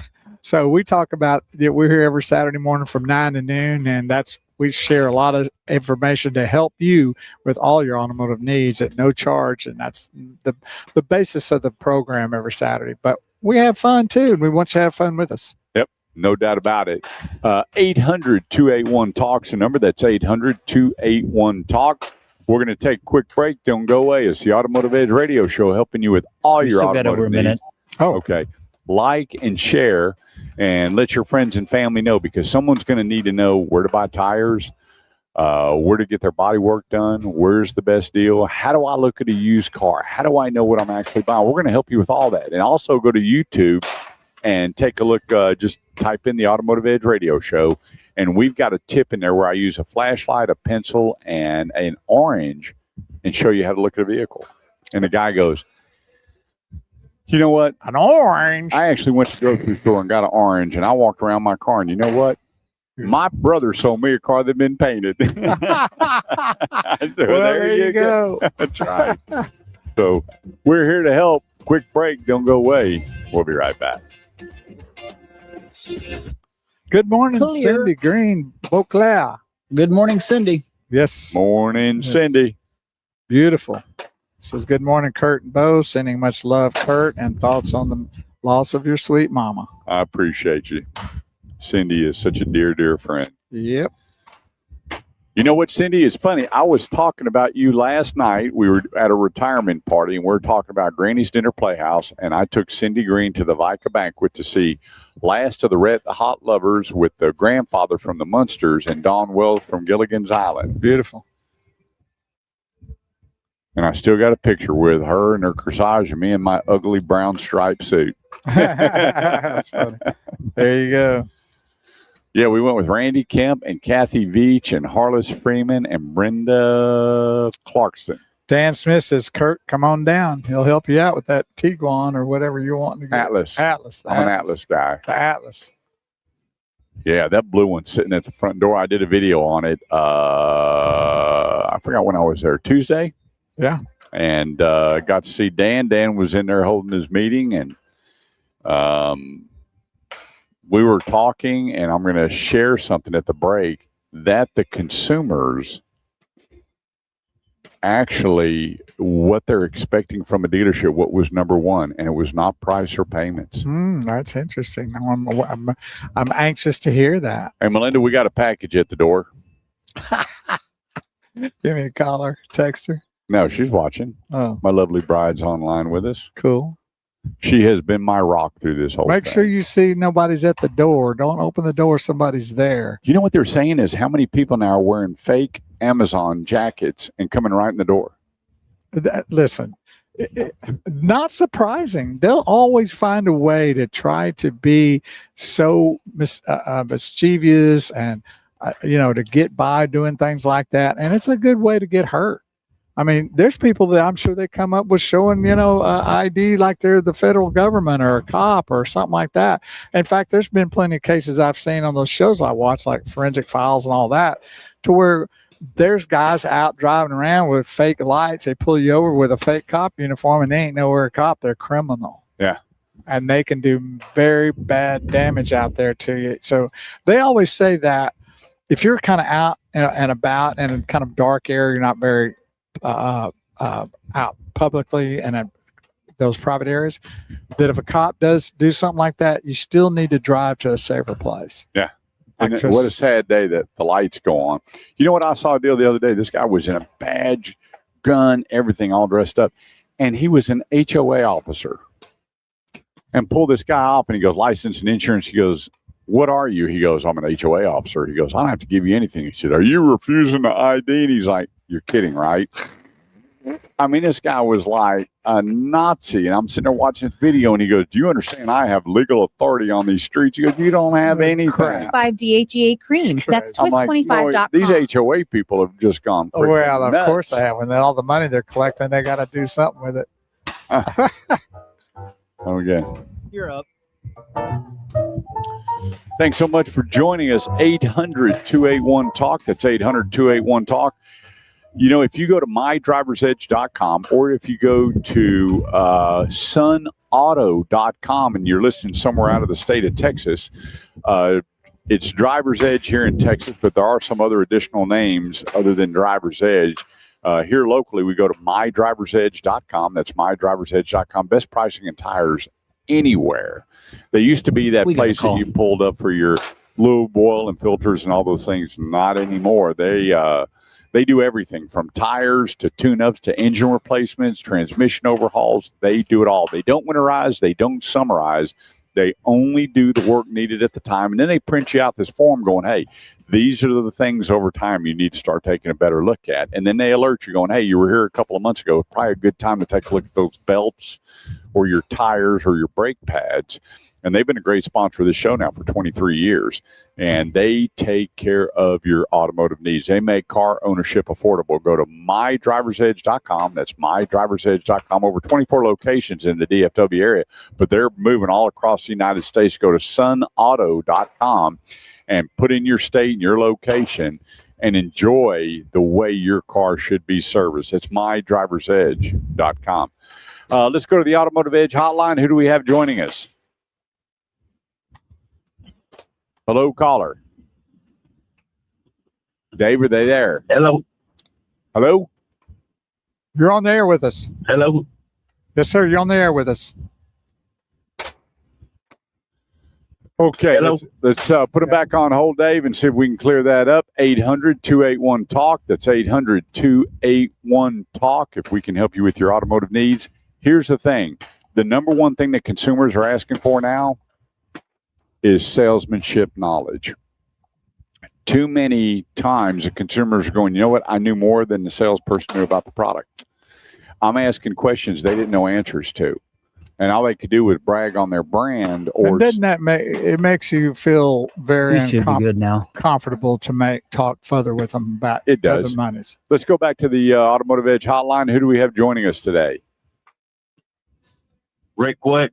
Rick Wick, Oh, how are you, my brother? The man, the myth, the history of Houston, it'll never be the same. How are you, buddy? Hey, I'm doing great. I had to call and defend myself. Oh, boy. Oh, boy. Well, we're at the Defender Outdoors. Now, hang on real quick here. So you're good. Rick Wick was my boss at Jim McNatt Toyota Dodge, and I know him as good, not as good as his lovely wife and family, but I know him well. So let's see how you're going to defend yourself there, Mr. Wick. Other than sticking your business card in my face every time I asked a question. Hey, I think I did buy your lunch once. Once. And what, 40 years y'all known each other? That's good. How's the family, buddy? Oh, it's great, man. Hey, sorry to hear about the loss of your mom. I appreciate you, pal. I do. Yeah. Yeah, Rick was taught me a lot as a manager, showed me a lot. He did fire me, but we still remain friends. And then Rick retired and packed up. I believe you were living in Corinth and then boogied down to Houston to be with family, correct? Yeah, spring. Spring. That's outskirts of Houston. So what do you miss about the car business, Rick? Yeah.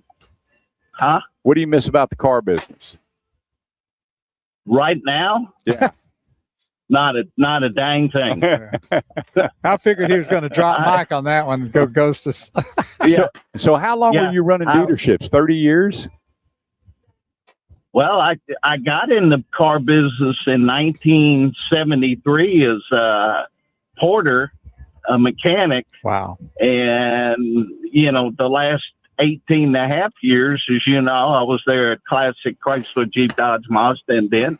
Yeah. So that's 3 years I have been resident in Spring, Texas. Yeah. But, it's all about family and grandkids now. That's right. That's why I'm going to Houston, because my son's there. So, Lauren, you've got a grandson and granddaughter, correct? No, 2 grandkids. That's what I'm saying. You got the 2 grandkids. Right, in Lauren, which I forgot about that time at the park there, and that the kids played together when we worked at McNatt and had that party on a Sunday. I forgot all about that. Yeah, we're at Sandy Lake, and me and you were playing softball, and the girls were off playing with the wives and the kiddos, and Yeah, great times, and I had a good time. Rick was the most thorough human being, but you know what? We never understood why he wrote so much and had so many files. But if you listen to what he was doing, he taught you a lot. Didn't you do something that you put some of his stuff on the freeway? Well, no, we What's that moved his office out into the median, and Rick was not happy. He's told that story a few times, Rick, and it made me think of that. They moved your office out in the middle of the road. Yeah, and then we had Anthony Salas chase him with a snake, and that didn't work out well either. I still don't like snakes to this day. There you go, right? That's beautiful. Well, you sound great, man. You sound really good. Oh, I feel great, man. I feel no pressure. Super. I can sleep into 9 o'clock, go to bed at 8 p.m. You playing golf? And my back's been having issues, so it all depends in between how my back's feeling. But we're going to the Sugarland Space Cowboys game tonight. Oh, what is that? Baseball? Yeah, it's the minor league for the Asteroids. Yeah. Oh, super. You know what? Going to those minor league games are so much more fun. Like they got the Frisco Rough Riders here. They've got the Cleburne Railroaders. And those are so much more fun to watch. And you see a lot of talent there, too. So, yeah, those are a lot of fun. And, and affordable, too. Yeah, real affordable. And kids can get seats right up in near the dugout field and stuff. They have a lot of activity. Yes, it's greatness. Awesome. That's good to know. Well, Rick, give my best to family. We love you, brother. Thanks for calling in about Mom, and give Lauren and your wife a big hug from us. And God bless you. And you call in anytime. You put a smile on my face when I heard your voice. All right, guys, y'all be safe and God bless y'all. Love y'all. I'll give you a call when I get to. I'll give you a call when I get to Houston. Yeah, give me a call. Okay, brother. 800-281-TALK. That's 800-281-TALK. You know, it's funny that Rick was a sponsor of my radio show, and he fired me. And John Ingram was a sponsor of my radio show. Well, he fired me. And I was going down the list going, God, half my sponsor fired me when I worked with him one time or another. Well, but you know what? If I was in the position to fire you, I'd do it too. And then we became buddies, and they sponsored the radio show. Yeah, well, that's how it rolls. That's it's good that you can redeem those situations because, holding grudges or doing those kind of things doesn't help anybody in the long run. And we need to learn how to forgive and forget, especially if both parties are in that same framework, and bring back goodness. That's right. 800-281-TALK is the number. Remember, if you have an automotive need, whether you're buying, selling, trading, leasing, parts, service, or body shop, all you have to do is go to theautomotiveedge.com. Oh, and by the way, newsletter goes out Wednesday. We reformatted it. This is really, really cool.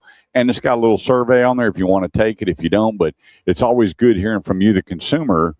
Go to theautomotiveedge.com, sign up, and then leave me your information. You can leave your trade appraisal, your phone number. I'll give you a call. We'll put everything together because we didn't know until we got hundreds and hundreds of the surveys back saying we want knowledgeable salespeople. We want people that are listening to what we're looking for, and they can match us up with a product versus too many. I believe there's too many salespeople out there that believe that the consumers know more than they do because they're on the internet and they can just go right to the sale.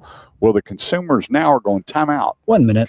I want you to be able to feature and benefit that product to me to make sure that's what I need. And that's where we really need to hone in with. Well, that's what you always say too about why they should, help these salespeople, better and their salaries and money and that the upper people. People will pay more for good service. Sure, I know they will. We know that. Yep. We've talked about that. Quick break, don't go away. When we get back, Bo knows here on the Automotive Edge Radio Show on the Word 100.7 FM.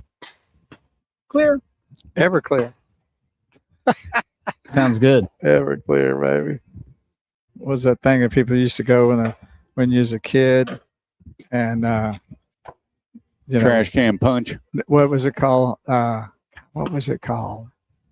Can't think of it now. It's not Thunderbird, but something you could go in the grocery store and get, and it's real cheap. God, what is it? Boone's Farm? Yeah. Oh yeah, Little Boone's Farm for they the called it road. ripple, and it did have a rippling effect. I never, even in school and everything, I wasn't a drinker. I didn't care for it. I thought beer stunk. You're still And kind of not a big beer drinker. I've never been. I like using beer to make Welsh rabbit, marinate meat, and a bunch of other things to do with beer. Than I make a cheese dish with beer in it, and I don't. But it cooks the alcohol out. I'm just not that. I'm not that guy. Well, I do like that occasionally if I'm mowing the grass and it's hot and get a cold one, But I'm not really big on it a lot. Look at that air conditioned. Look at that. That's what we need. Boy. Wouldn't that be fun to drive around? These guys out here shooting these guns. They're serious. Air conditioned golf carts. Serious about their. Well, that was a Can-Am. A little bit there. That's a $1 one. And then the guy's got the smart car with gun racks on it and a big Longhorn on it. I thought it with a number on the side like a race car. That's right. Give us to the 45 till or 15 till I'm at. Okay. But yeah, that's kind of crazy. These people and the golf carts nowadays. Oh my Lord. I'm surprised Hummer didn't have one. I'm surprised Tesla. I'm sure Tesla has a golf cart, huh? I know one thing. They really fix them up. And we need to make a visit out to your friend that has that golf cart company. Yeah. Because I'm sure they Candace. got Candace, yes. I once saw a golf cart that had the little spinning wheels for the hubcap on it. It was kind of cool. Oh, really? Yeah. That's fancy right there, baby. I want to see one that, does the hop along like you do when some of these guys in their cars. That would be awesome. Low riders. They hopping around, jumping around. Wouldn't that be cool to see somebody do that on the golf course? But it's a good day here and nice little breeze, huh? Yeah. And the fans. It's breezy. Just keeping this sucker nice and cool. We're good. Things going all right. Right here at the Defenders Outdoors Clay Shoot at 8271, I believe it is, Aledo Road. So come out and see us. We are here, and there are popping those 12 gauges. Yep. Pretty day. I guess tomorrow, rain coming in, getting down in the 80s. We got rain yesterday afternoon for about an hour. Yeah, we did. We're out in Azle. Yeah, I got it. And then coming Azle out 199 and 820 until we hit 35 was a real good downpour. Yeah, it lasts about an hour at my place, just enough where I couldn't mow. When I did mow the back 40 the day before, so the area where we spend most of the time, so it's all good. Yep. And it won't be long till I'll mow about once a month, maybe. When it gets where no more rain. Yeah, I'm mowing every week, for sure. Yeah. Yeah, it's how does it feel to be what you are having now in your car? What do you mean? You know what I mean? Oh no, till I use it. When are you gonna plan on doing that? Next week. Another year? No. A message brought to you by NHTSA and ADCA. I'm gonna get with you. We'll go somewhere. And okay. Can we go to Rick? Well, Rick's out of the country. Yeah, he's out. We need to go to his place. When he gets back, we'll do it there. You're up. Whoa! Bobo. And that's not to be confused with Boo. We have a Boo, and that's Dave. Yeah, you can't take that away. You're not even allowed to say that. Well, you mess it up every time. No, but I'm calling his name. He's the Boo. Yeah, but it's the girls that call him Boo. And you're the Bo. I'm not referring to him as my Boo. Then why do you bring it up? Because he's You're the Boo. Jealous. You're jealous. I'm jealous. Okay. I'm not going to argue that. Right. And welcome back to the Automotive Edge radio show here on 100.7 FM, The Word. We're here every Saturday morning from 9 to noon. In case you just joined us, we talk about and help you with all your automotive needs, whether you're buying, selling, lease, parts, service, body work, tires, wheels, whatever that is. We're here to help you at no charge. And we talk about all those things here every Saturday morning. But occasionally we do go off the rails a little bit. We have the 10 at 10 with Kurt, top 10 that he covers, and my segment is called Bo Knows.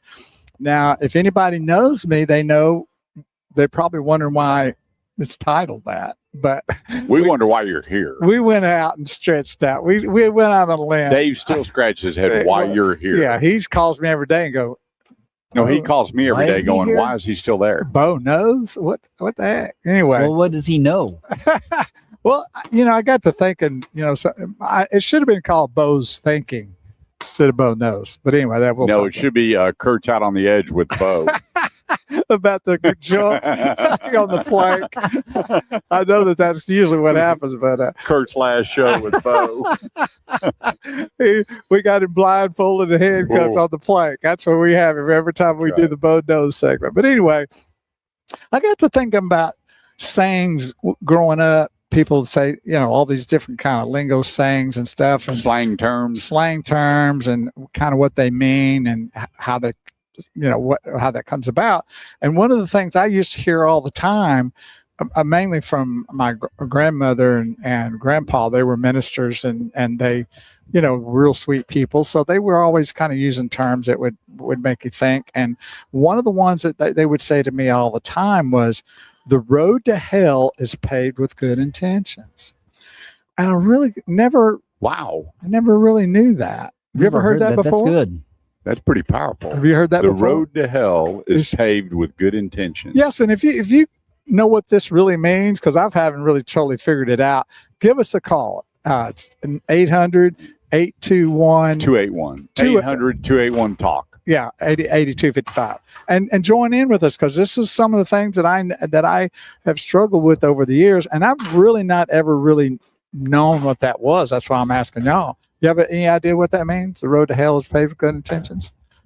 Now, I thought that it was something that I would do that I think I'm doing right by, but by doing right by that I think is right is going to lead me down to a path of not good. I agree. I think that the road to hell is paved with good intentions. We think one way, but God thinks another. That's a good point. We think that by doing good deeds, that gets us to heaven. But the Bible, if you go to Romans 10:9, it says the opposite. Right, exactly. It says, that you need to accept him as your Lord and Savior. But we think that good deeds is the automatic, but it's not biblical. And can you imagine if you don't have the good intentions? Oh, that's a straight way there, buddy. There will be a day of reckoning. That's a new term for that. But anyway, my grandmother said she had a little different opinion about that. She said that in her eyes, that if you're with someone that might be projecting goodness and bringing you into something that they're selling you that it's a good idea or a good thing, but technically in their mind, they're not doing that. They're a deceiver. Yeah. And you fall for that. The wolf in sheep's clothing. There you go. That would be the road to hell with the good intentions. Right. But really, you think it's good intentions, but for the person doing it's not. Right. But either way, it's a term that I heard a lot, and maybe you did too. Let me know if you did. Just a few others like the bee's knees. You ever heard that? Yeah, I never got it. Well, it pertains to a compliment of something that you're excellent. That's what I've heard. You're the bee's knees. Yeah, you're the shadizzle. Yeah, the shadizzle. That's even better. Yeah, I like I'm that. just the boo. I'm not the bee's knees. Come on, man. You're the boo knees. Boo bee's knees. Don't take any wooden nickels. I've heard that one, but I'd never understood that. I don't get it. Some of these things, what does that mean? Don't take something that's fake, or it could be fake. Yeah, basically. Make sure it's not fake. Don't be duped into something that you think it might be real. Well, I don't know why anybody thinks a wooden nickel is real, but anyway, I've heard that a lot in my life. Never heard of it. Spill the beans. Oh, I know what that means. Okay. My principal, Kurt, just go ahead and spill your beans. I'm going to find out anyway. It's to let loose of a secret, right? Yeah. If you're holding. That's right. Or even actually, they do. Yeah. We've heard that a few times, right? Yeah. Don't throw the baby out with the bathwater. Yeah. always heard that. What do you think? Have you heard that before, Dave? I've heard that, but I still don't get it. Yeah. It's a crazy saying, but it's basically think carefully about a decision before tossing out the whole idea. There you go. Got it. So that's what that means. So don't throw the baby out with the bathwater. That's one I heard. I've used that, as a matter of fact, along the way. Mind your P's and Q's. Yep. And what do you think? I know that one. What is that? Your manners. Yes. Behaving politely and watching what you say. Yeah, my mom was. I've also heard it as pennies and quarters, as in money. Yeah, it's kind of in that way too. That's what the P's and Q's could stand for as well. So yeah, that's a good one. Over the moon. I'm over the moon. Yeah, that's a compliment. Well, it means that you're absolutely thrilled about something, that you're overjoyed by. I made this purchase through Kurt Chase, and he helped me through it, and now I'm over the moon. We need to start using that. Riding shotgun. Got it. What is that? That's where you're up in the front seat next to the back. We used to call shotgun. Yeah, shotgun. They'd fight over it, right? Oh, it was not. I said that before. You said it. No, you didn't. I didn't hear you. Well, I have one brother that's a lot bigger than me. He just sit there, so it didn't matter. Y'all weren't moving him anyway. That was especially when my brother, he had a Firebird, you had to ride shotgun. That was a concrete one right there. And you always put your arm out the window like you own the car. You know? Oh, that's hysterical. Well, it originally came from the back in the stagecoach days. Yeah, that's right. And Wells Fargo. At Wells Fargo, and the sidekick, or the one riding next to the driver, I don't know what you call him, the stagecoach driver, would carry a shotgun. And that's because the stagecoaches were all going to places that, probably a little trouble along the way. And so that's what riding shotgun was. So that's where that comes from. Yep. Put a sock in it. Yeah. Shut your mouth. Yeah. Be quiet. How many times you use that along the way? Well, I remember Archie Bunker used to tell Edith to stifle it. Stifle it. That's a good one too. Don't talk. Paint the town red. Well, that was in Clint Eastwood movie, not High Plains Drifter. Maybe it was where they painted the town red, but then now it's a party. Let's go paint the town red. Right. And it originated. What'd you say? 1 minute. Oh, okay. Well, I'll finish it up. It came from an 1830s of this folk in England where they actually got rowdy and went out and painted the town red. So that's where it came from. But I got to say one more before I go out. And if anybody ever watched the Andy Griffith Show, and y'all know about Ernest T. Bass. Oh, yeah. His famous one was, I don't chew my cabbage twice. I don't get it. Means he don't repeat what he's just said. I don't chew my cabbage twice. Outstanding. So that's it for the Bo Knows this week.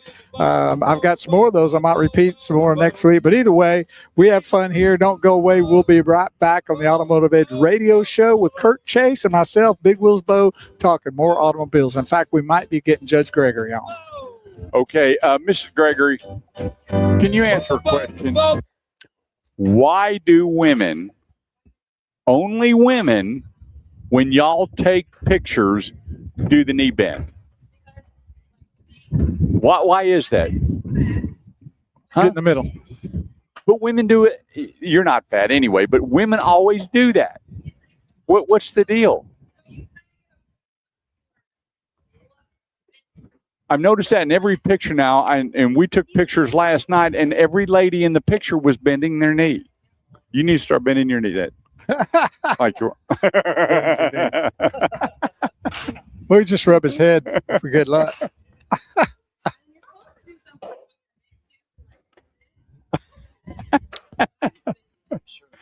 I always turn around and make sure they get my best side.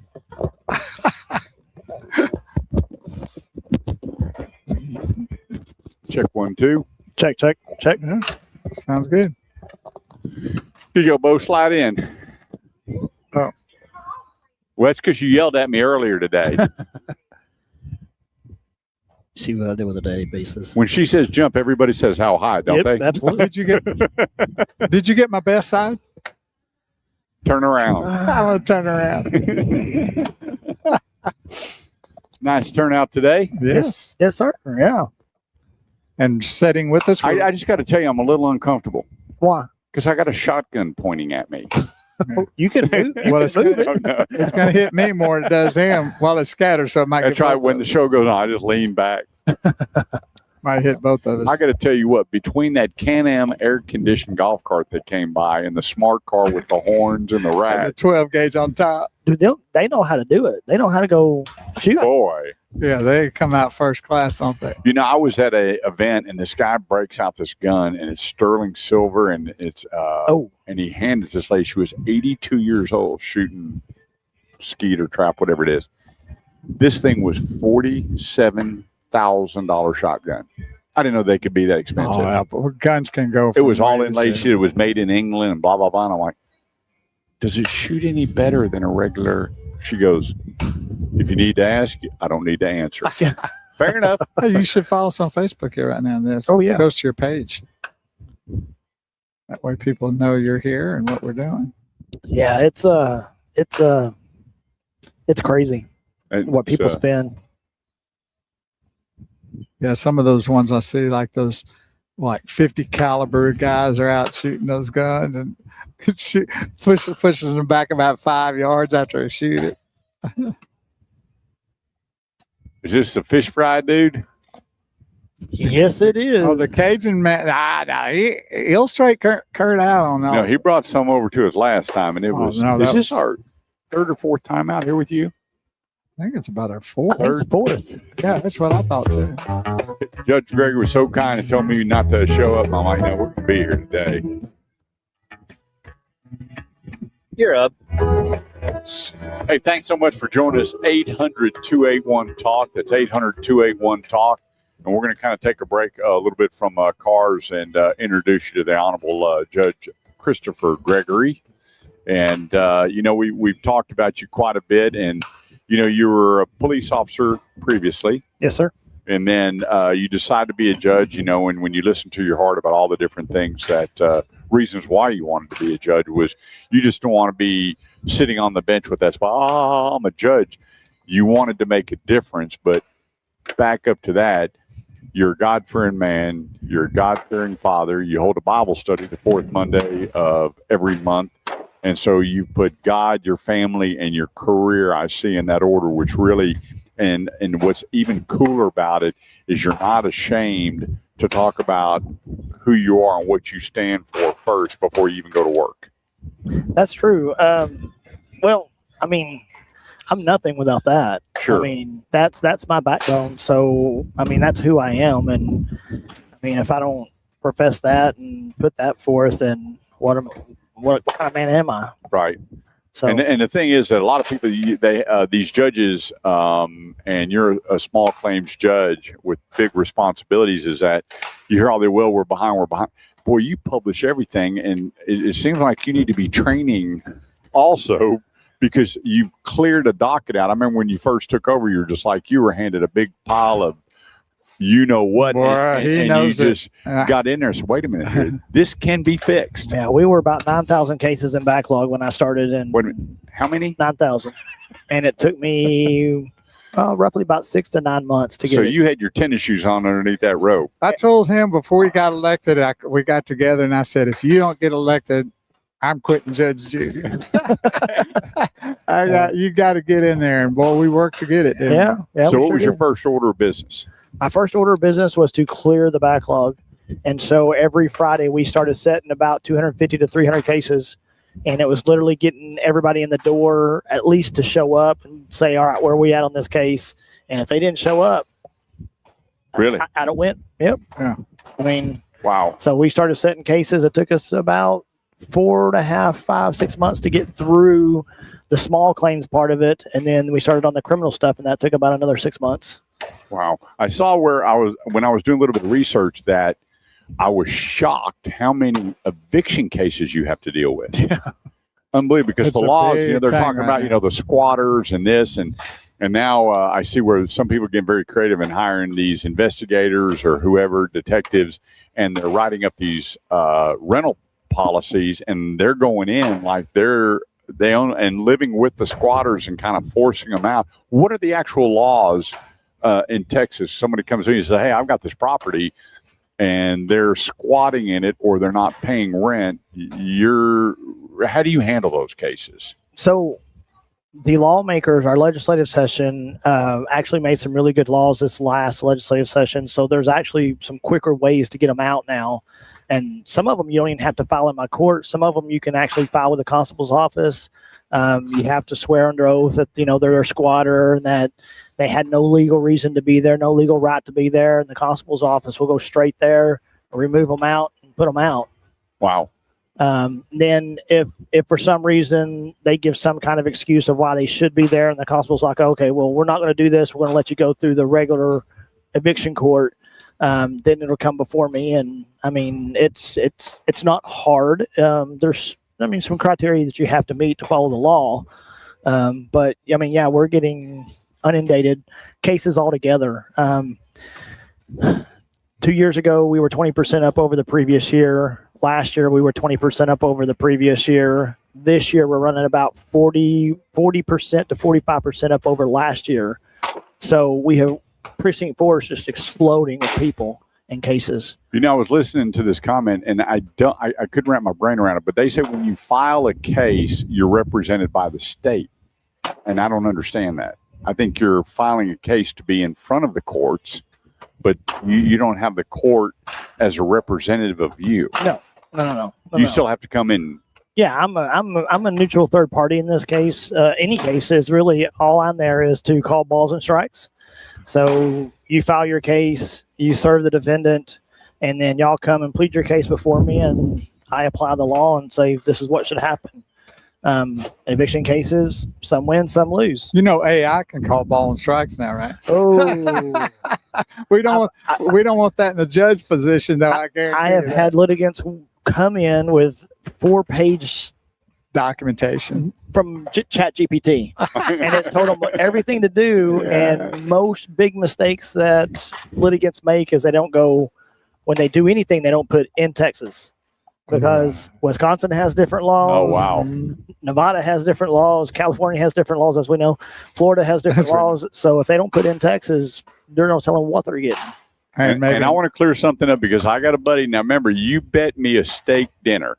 And we're going to, sometimes there's questions that Judge Gregory will answer and questions that Judge Gregory's not going to answer, because he's not going to hold court on radio. Correct. But here's my question. And all you have to say is plead the fifth. Plead the fifth. However you don't want to answer. Bailiff, come take this guy out. I told him, he told me that if he's driving a self-driving car and it doesn't do what it's supposed to, that it's the liability of the manufacturer, not the driver. You going to plead the fifth? Well, I'm just going to say that I haven't had one of those cases in front of me, so I can't tell you verbatim, but I will tell you that the way the law is written is that the operator is ultimately control of the vehicle. Now, there may be some different laws going to come down the pike with autonomous vehicles, because you got some of them that don't even have drivers in there. Right. And so, yeah, you're right. Then, but if there is somebody in the vehicle, ultimately, you are responsible for how that vehicle operates. So if you can you say three forks?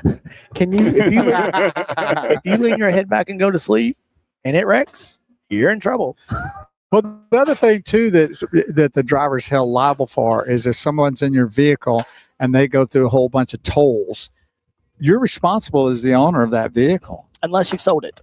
But yes, but what I'm saying is, if you haven't sold it, and they do that, they don't care if it's your kid or your neighbor or whoever. You've got to be responsible for that toll pay. Yeah. So it's similar. So the case that you're seeing, is it more individual against individual? I see for some reason cases against their own families are on the rise, and that's got to be.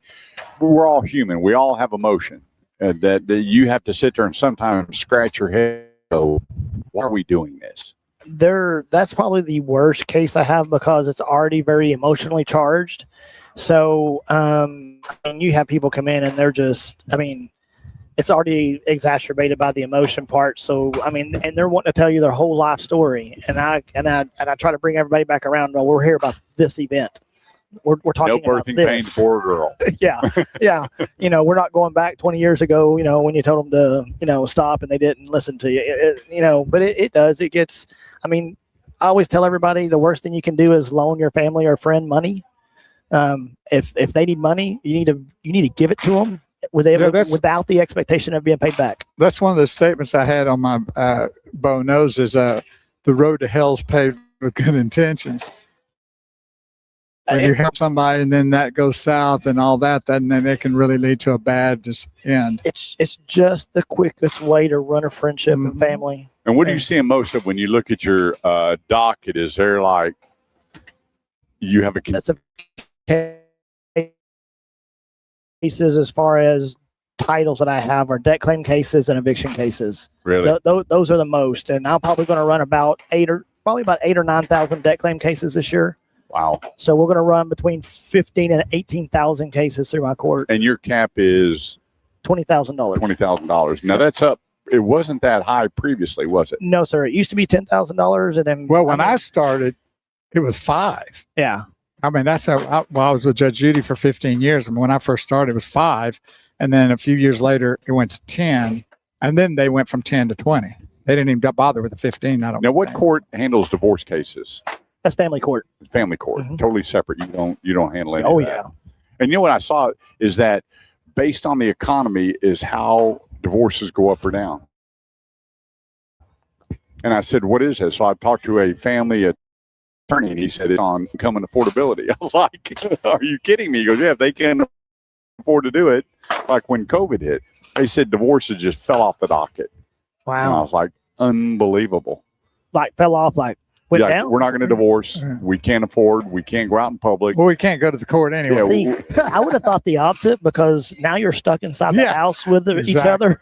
I agree. Yeah, but they couldn't afford to go separate ways. Yeah, true. And I went, man, unbelievable. Of course, it's they couldn't amazing see a how, judge anyway to get a divorce. tragedy takes over. I'm interested to see in law enforcement if domestic violence went through the roof or not. You know what? I've got a buddy that's the chief of police out in Keller, and he said the amount of domestic violence, crimes, everything like that, just almost like dissipated. Wow. And he goes, you know what we saw? We saw more people outside their home. I met more neighbors than I've ever met in my life. When COVID was going, everybody's out walking and had cabin fever. Yeah, and interacting. And you know what? Then COVID goes away. All my neighbors are on. So did you? Absolutely. I was in my office sitting on the bench every single day. Because they were being able to do Zoom. Well, we did Zoom, but the other thing was we had that period where we weren't even allowed to have court for I think 3 months. Right. We weren't even allowed to have anybody. We weren't even allowed to do evictions, and I still went in, and I still went to the reason why is because when you elected me to work. Still to work. You didn't elect me to sit at home and get a paycheck. All right, we're here. It's the Automotive Edge Radio Show. We got the Honorable Judge Christopher Gregory with us. We got to take a quick break, do some sponsor identifications. Don't go away, because we'll be right back. It's kind of funny. Thank you. One of the first cases I ever got, and it was in Dallas. And I'm kind of just going to look and see what would be good to get. I run across this case where this guy was suing the devil for being in his wife and mother-in-law. I said, couldn't we all do that? Oh, well, let me tell you, Mr. McDavid. Suing the devil. When Dave McDavid. I didn't know where to serve that one. He owned the Honda store. He goes, Kurt, I need you on the service drive. He goes, what? He goes, take care of the problem. Take care of it now. And I went, okay, no problem. I go out there, and the guy standing, he goes, are you in charge? And bull rushes me. And I'm like, yeah. And he goes, this car killed my wife. Ooh. Oh, Lord. Step back, and I went, I'm looking. He goes, no. You don't understand. I said, first of all, I'm sorry for the loss of your wife. And he goes, yeah, you're going to pay for it. Your dealership sold me this car, and it killed my wife. And I'm like, well, time out. Where are we at on this? He goes, come here. Now, the model number on the car on Hondas was 1HG CE, then a 563 was a Honda Accord LX, a 564 was a EX. The VIN numbers? On the VIN number. Right. His was CE what? 666. 666. And I said, sir, we literally had to go to court over it. He goes, you're not going to buy this car back and pay me damages. I went, no. Sir. So he took a swing at me, and I just stepped back, and I went, look, this is not going to end good for you. Did his wife really die in that? Yeah. car? She died to the numbers. And so sure enough, Mr. McDavid goes, I thought you were a good closer. He goes, why did you go to court? And I said, over this? Yeah, but he didn't realize you were up against 666. But guess what the judge did previously to being a judge? What? Ran car dealership. Well, I mean, you have to be able to prove causation, and that would be very hard to prove. Yeah, I was there, and sometimes where, boy, you got to take a deep breath and go. Probably every day. Because there's no winners. Yeah, no. When you're in court, there's not. Or you may think you're winning, but what you had to go through, maybe lost a friend or a family relationship, whatever the case, there's really not a winner in probably a lot of your cases. Well, and I tell a lot of people, usually someone always leaves mad at me, and a lot of times both of them leave mad at me because you can case as a plaintiff and you think you should get this much and you're only able to prove this much. Well, then you're already mad at me because I didn't give you what you thought. And the other one wanted to get nothing. And the other wanted to get nothing. A lot of times they both leave mad, and that's why I always tell about it. You have a right. You don't have to agree with me. So if you don't agree with me, you have the right to appeal your case up to the county court of law and have it reheard. There's a lot of emotions in these small claims. I remember getting one time where a guy was suing this other person for a pair of boots, and the boots were like $60, and he probably paid $100 to do the filing. I'm going, hello. I've had a case over I can't remember if it was a soccer ball or a basketball. Oh, wow. No. And it was, I mean, you paid $124 to file it, and the soccer ball was like 50, 20. Yeah, 50, 20, 30. 50, yeah. Yeah. I mean, and I was like going, But that's why these emotions, they don't think. Oh. And it gets them in the way, and it gets in the way of the courts because, come on, y'all stop with all that. Yeah, you hear this. So it's not the price, it's the principle. Quit wasting the court's time. I mean, I tell a lot of people in pretrial, if you're sitting in the seat based on principle, you're already starting behind. I mean, you have to be willing to be open. You can't be there sitting on principle. You know, as a judge, this is an interesting question I got. You're hearing a case and they weren't ready or they needed something. All the time. All the time. Can you call a timeout and go, hang on, you might want to bring this back to court, or you just got to go with what they have? If it is trial, we are going with what they got. Really? So even if you know in your heart of hearts, all they needed was this, it's just too late. So once again, I am there to call balls and strikes. I can't look at them and say, oh, well, you should have got this piece of paper. Then and you're now, showing, then I'm helping one side or the other. I can't do that. So I call balls and strikes. And how many times you go back in your chamber going, yeah, you knew the call you had to make versus the call that you wanted to make? Well, and because you're human. Yeah, oh, absolutely. And I have two interns this summer. One of them a high school student, and the other one's a college student. And I've had them both look at me, walk back in my chambers, and looked at me and think, really? And I'm like going, yeah. I get paid to do this. Yeah, but there's a lot of cool stuff you get to do too. Absolutely. It's not just bringing down the gavel, because I see a lot of the stuff. You are really connected with your community to do a lot of cool things in that court and outside the court. Whether it's a war, in marriages, you get to do a lot of good stuff too. I try to. I mean, I always tell everybody that when I do a marriage, it's the only life sentence I can give.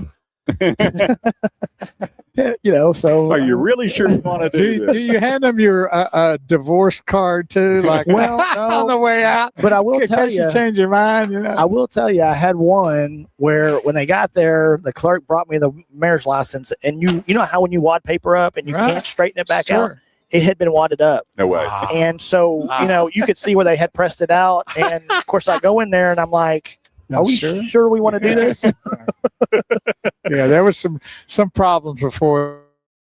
Yeah. Right. Now, is there a statute of limitations on marriage? If you get married and you go, we don't want to do this, so it can just get annulled?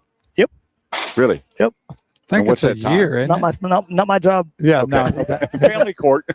family court. Yeah, you can get it. I'm trying Like to think. about a year, I think, for annulment. No, it's not that long. Your SRN program begins in 60 seconds. I don't want to state a time. I think it's between 30 and 90 days, but I'm not for sure on that. Don't quote me on that. Mm-hmm. Yes, I remember I had a couple buddies did the old Vegas thing and came back and reality set in. They went, I'm married. What do I do? And I went, why are you calling me? I'm sober. Yeah, I just don't get the whole thing. Joining us, the Honorable Judge Christopher Gregory. And, here's the thing. I respect him as a judge, but I love him as a God-fearing man and a brother in Christ. And that he'll be, he'll make a judgment, but you know what? He'll also pray over you as well. I mean, and you hear his heart, and we see the publications, and that he is the follower of the Word of God, which there's just so much more character to that, which I respect. When I met him and knew what was there before him, I said, Christopher, we got to get you in there. Yeah, we talked about that a lot. Yeah, and you've done a heck of a job, and congratulations for all the success. And so you come up for election every how many years? 4 years. 4 years, and this will be your fourth term. No, this will be my third term if I get reelected. Yeah, you will. But I do want to say this, and I know y'all say, "Oh, you're great" and all this, but I'm just a guy. Right. I put pants on one leg at a time, just like y'all. Yeah. When it comes down to it, you're still one of us. You have a different job and a different title. But that's the one thing. It's great because that's what we want. We want that. I don't want somebody high, up there and thinking they got everything by the, yin yang, and not look down at people like I'm just looking down at you. You live the life that we all live and understand that. And that's what's great. Well, I got to tell you, tickle my mom, God rest her soul. Judge Gregory brought me in the courtroom, and he goes, "Hey, you want to take a picture up there?" I said, "Yeah." Then he handed me the robe, and I was like, "You got to be kidding me!" He goes, "No." And so I took it, and then what I did was I photoshopped it where it didn't say Judge Gregory on it, and I said, "Mom, I want you to know that I've turned my life around, and I decided a new career. I'm giving up the radio show." And she said, "What?" And I turned it around. She goes, "Jesus, Mary, and Joseph, what is going on here?" And I went, "Mom, I'm your son." And then I showed her and said, she goes, "And you changed your name?" No. That's funny. That's my friend, Judge Gregory. She goes, "You have a friend that's a judge?" I'm like, "Is there something wrong with me? What am I missing here?" Well, I guess we're back, huh? Well, hey, thanks for joining us here on the Automotive Biz Radio Show on the Word 100.7 FM, helping you with all your automotive needs, whether you're buying, selling, trading, leasing, parts, service, or body shop. Joining us on set today is the Honorable Judge Christopher Gregory. They have, when you hear all those little pop sounds, a little skeet and trap shooting going on, there's some, I guess that's a target range over here. Yeah, they have 3 ranges now. So they have, this one's Cowtown, and they have 2 others over there. I can't remember what their names are, but yeah, there's 3 of them out here now. Got it. So we're out here. This is our 4th time out. We want to make sure that Judge Gregory gets reelected. And even if you're listening to us on Westwood 1 outside the state of Texas, if you're hearing the pops, it's all about, the clay shoots and getting the right guy in the right position. And I got to tell you, I so loved it when you were calling me up to help you get a vehicle. Yeah. And the guy called me and he goes, "Hey, your buddy's here," and he's kind of a matter of fact. And I went, "No, who are we talking about here?" But, when you have these kind of relationships, whether it's illegal or automotive or anything, these are good relationships, because it's important, I believe, to have. You need a good doctor, you need a good dentist. Hopefully, you never need a good lawyer, and then the second largest purchase, a good realtor, is going to be your vehicle. And having these kind of relationships are paramount. Yes, absolutely. And being out there, probably the only time I've ever made out decent on a car deal. At least that you thought you did. Well, yeah, at least. But yeah, it's like I said, that's all this is about. Honestly, that's all this life's about is showing Christ and making relationships and friendships with people. Yeah. That's what we're here for. Yeah, and then you get to the thing about it is that when they know that you're a Christian man or a Christian woman, there's other things that you get to share with them along the way. Absolutely. I've told many litigants after they've left my courtroom or in the middle leaving my courtroom, and I've either ruled for them or not ruled for them. Looked at them and said, "I'll be praying for you." Really? Absolutely. I mean, because they need it. You know, they Good got for the you. little. Have you seen the little Jesuses? Oh yeah, I got one. Pass them out. Like, maybe I didn't rule in your favor, but we all need little Jesus. So have you ever had any case in front of you where people complain about car deals? Oh yeah, I mean, I have car cases all the time, Really? car wrecks and stuff like that. And then What about car purchases? most of the car purchases are pro se to pro se or individual to individual. Yeah, Most not of them dealer, are, right? or it's a very not reputable dealer. So but yeah, I have some of them, and unfortunately, when you sign a contract that says as is, that's as is. Unless there's something different on there, and Somewhere that they intentionally misrepresented the car. well, and that's my thing is always read the contract. Yeah. Front to back. I got a guy that he was sold a flood car, and I found out, there was a flood car, and, I'm going to sue him. And I'm looking at all the paperwork, and one of the deal was consumer was allowed to take the vehicle to a mechanic and chose not to, and he signed it. Yeah. And I went, well, I was signing everything so quick, and I went, so what are you going to tell the judge? Yeah. I signed everything too quick, and I got stuck with a bad bucket of bolts. I mean, it's all in, not so much the fine print, I guess the time to sign it, because I guess your question would be, is this your signature? And that's what you got to go by. Yeah. I mean, if you agreed to the terms in the contract, I mean, and there's caveats to that and stuff like that, but I mean, usually the contract rules the relationship of whatever you did. So I mean, The as is, it's a powerful tool in the auto industry. Yeah. And I always tell people, they're going, well, does it hold up in court? I'm not a judge, but you sign the as is. Yeah. And I had a lot of people, running a dealership that would come in my office. Well, I'm just going to sue you. And I'm like, well, hang on, before you get legal counsel and waste all that money, let's just take a look at your paper. And if we messed up, I fixed it. Yeah. There was plenty of cars. I went, hey, take the car back. That's not what they were told. You already told me. But I always tried to nix that, because court's just not fun. No, not at all. It's not a place like Six Flags where you go for happiness. Well, and that's my thing is there's usually pull that in out of the sun. There's usually the red box.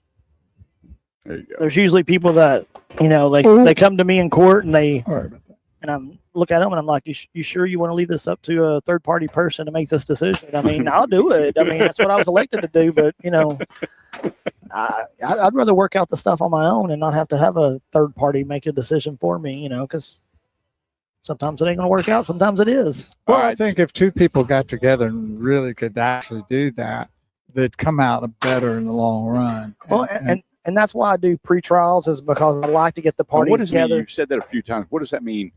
Pre-trial? You're trying to bring an end to it before it goes to court? Now, do you do that, or do you have? I know they I don't know how they call it in the criminal world. They call it like a prosecutor that would sit and try to work something out.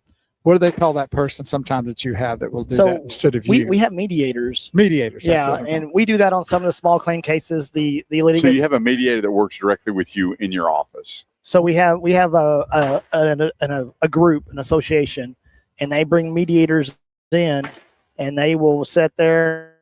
The parties want to meet, then they'll sit down and mediate with that mediator, and usually the mediator. And you still put the gavel down on it once it's mediated. Well, if they come to an agreement, then it's the agreement between the parties, and they can structure anything they want in that agreement. And then your job is to make sure that both of them did agree in front of you for you to go done. Yep. Well, he signs the final thing on it. Right. But if it comes to me in court, I'm only going to give a judgment for one person or the other, and that's it.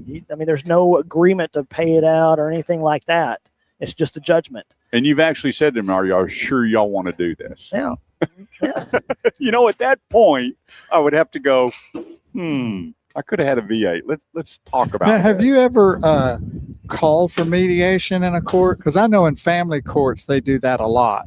That they it happened to me to where the judge said, okay, had the pre-hearing or whatever, and then said, I want you to have a mediation.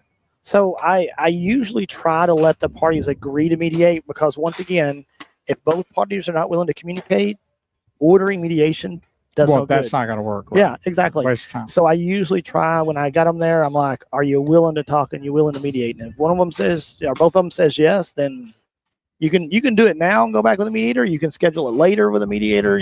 They can even do it on Zoom with a mediator. You know, because I know your heart's wired is you wish that you had 100% good results. But yeah, it's just not going to happen. No. Got to do the best you can do. The Honorable Judge Christopher Gregory, here's the deal. One God-given right that we have as U.S. citizens is to vote. Get out and vote. And I get backlash on this all the time. You have no right to complain if you didn't vote. Yep. If you don't like the way the courts are being run, or you don't like what's going on, or this person or that person, get out and vote. And go to his website, take a look and see what he's all about and what he's doing and the satisfaction that the community's having because you're taking care of what needs to be taken care of. Thanks for joining us. Thank you. I appreciate it. Thanks for having us out. Get you back in there in November, baby. That's right. Hey, we're going to take a quick break. When we get back, we got some Q&A and some roundup going on for you, the consumers. I got a ton of questions that I did respond to 90% already, but we're going to knock out some of the questions. If you've got one, 281-8255 or 800-281-TALK. The phone lines will be open for any questions you have about buying, selling, trading, leasing, parts, service, or body shop. We want to help. Here's some great sponsors. Don't go away. We'll be right back.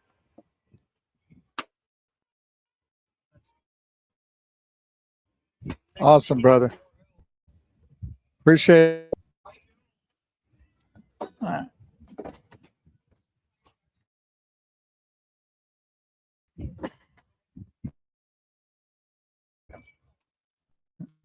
Everybody surviving the sun right now. Working on it. We probably could move this table back some if you wanted to. Huh? You could probably move it. Yeah, as long as we don't have the sun on the unit. Yeah, everything's out of that. But we'll just have to see if it continues that way.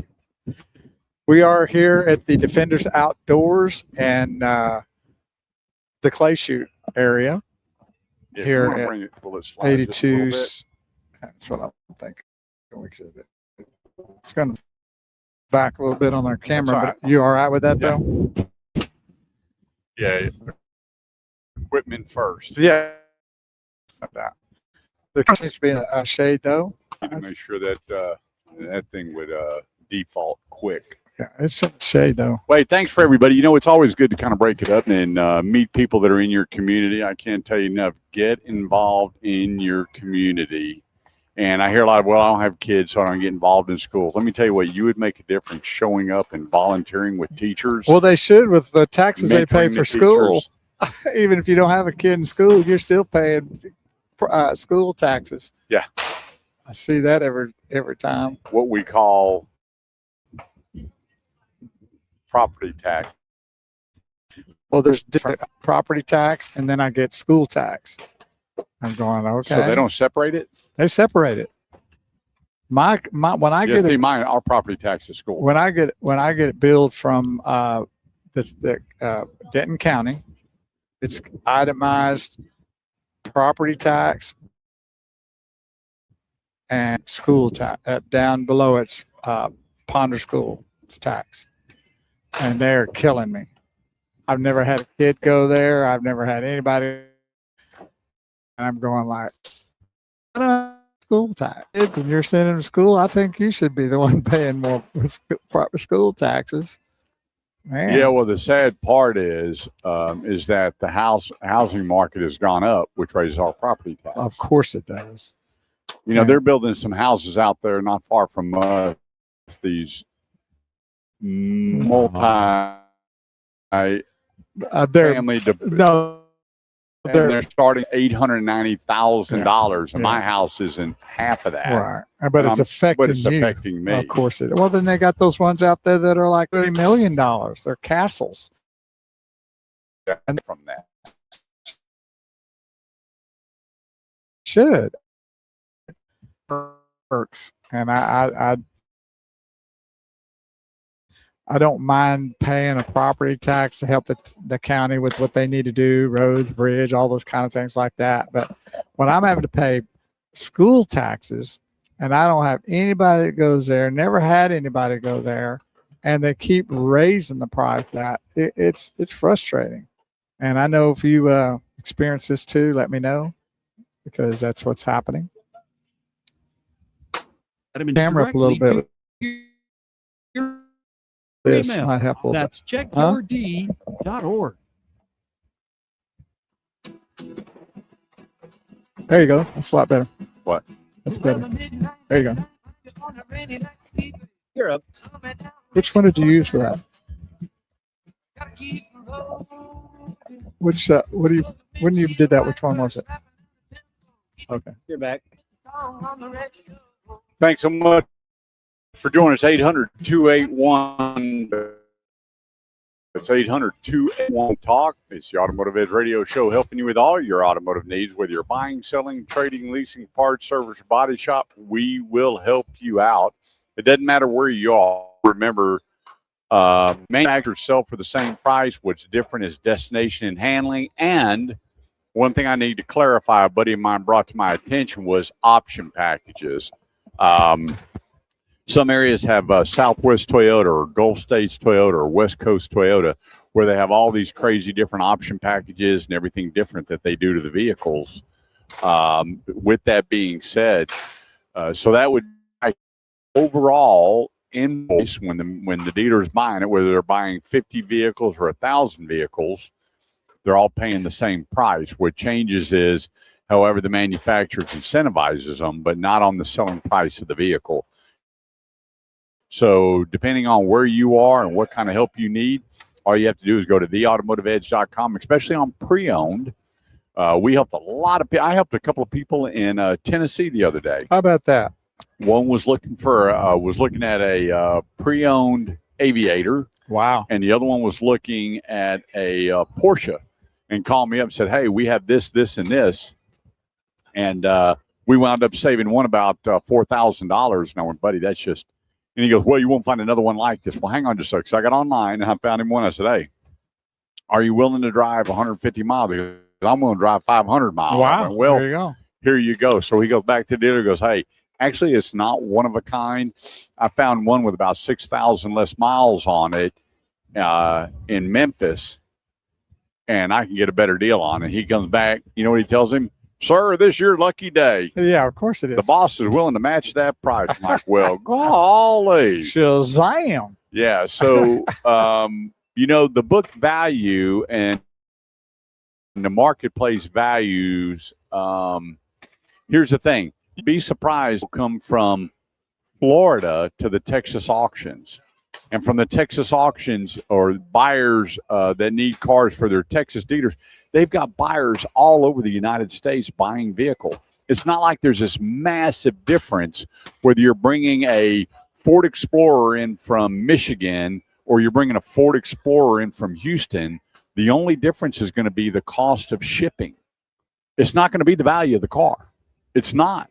Miles and conditions tell you what those vehicles are worth.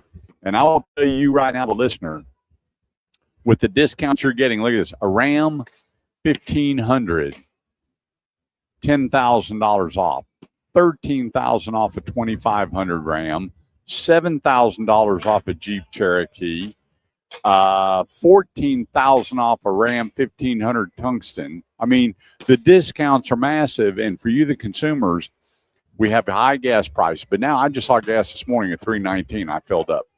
Nice. And I have a hybrid electric gas car that I don't need to plug in. So right now I'm averaging about 44 miles to the gallon. Beautiful. And so I filled up for $19 today, and I'll have 522 miles till empty. And so for me, it's a little bit different. But let's just say that you're trading in a vehicle and you're going, "Gosh, I wish I had that V8." A lot of people wanting to buy bigger trucks for campers and travel, or you're wanting to buy that diesel. When you're maximizing your trade-in, which they're still extremely high.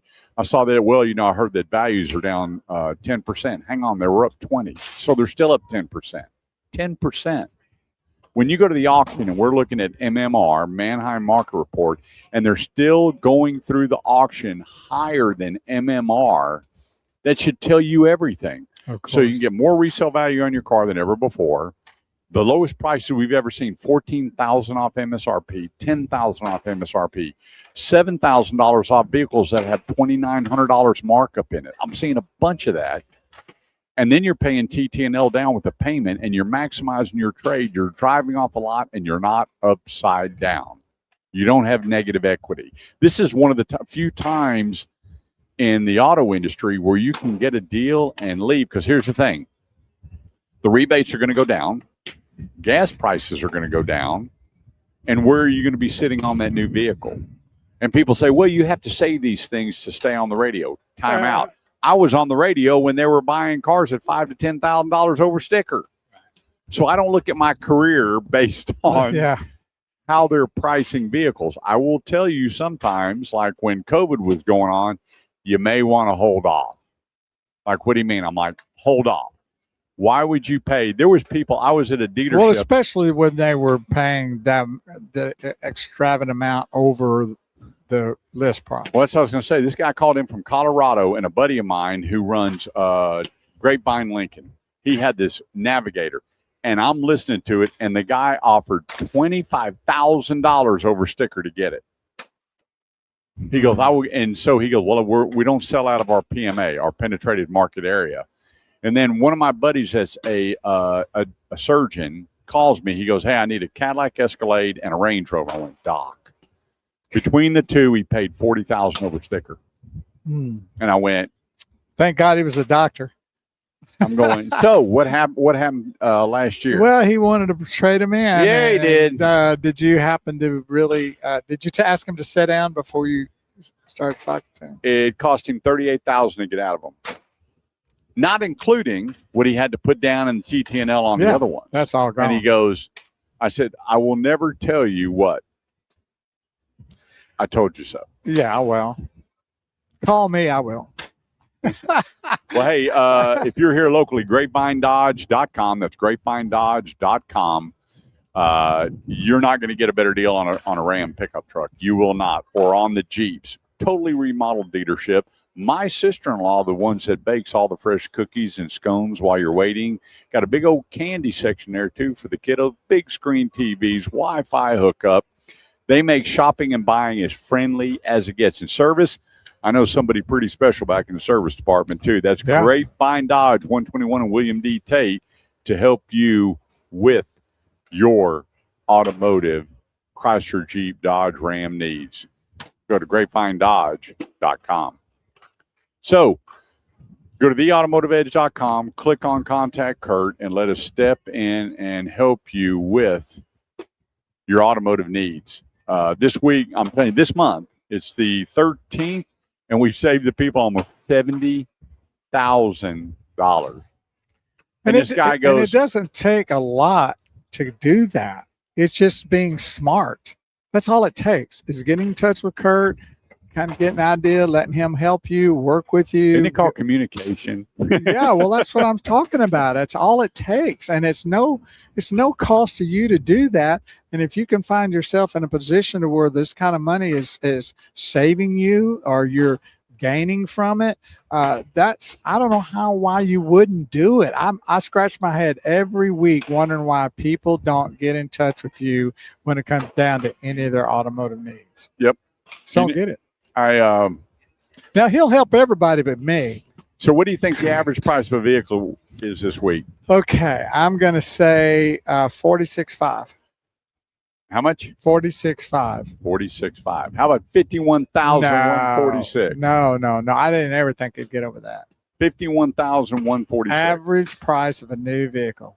Now that's bringing everything in. That's what I'm saying. I was going to say BMW, Lexus, Mercedes. The big high ends to the low ends. That's your average, but still, $51,000. Now the manufacturers are. It's not really hard to go. Why are people holding off so long? Start building more affordable vehicles, and they're going, well, it's the tariffs, it's this, it's that. There's a way to combat all that. Well, a lot of people are going financing their vehicles longer, which is maybe not a great way to go, but yeah. you got to kind of rethink things. I get it. I understand it. But that's why we're here to help. And we're going to be talking about an alternative that's really on the move here on the Automotive Ed Radio Show on the Word, 100.7 FM. Don't go away. We'll be right back.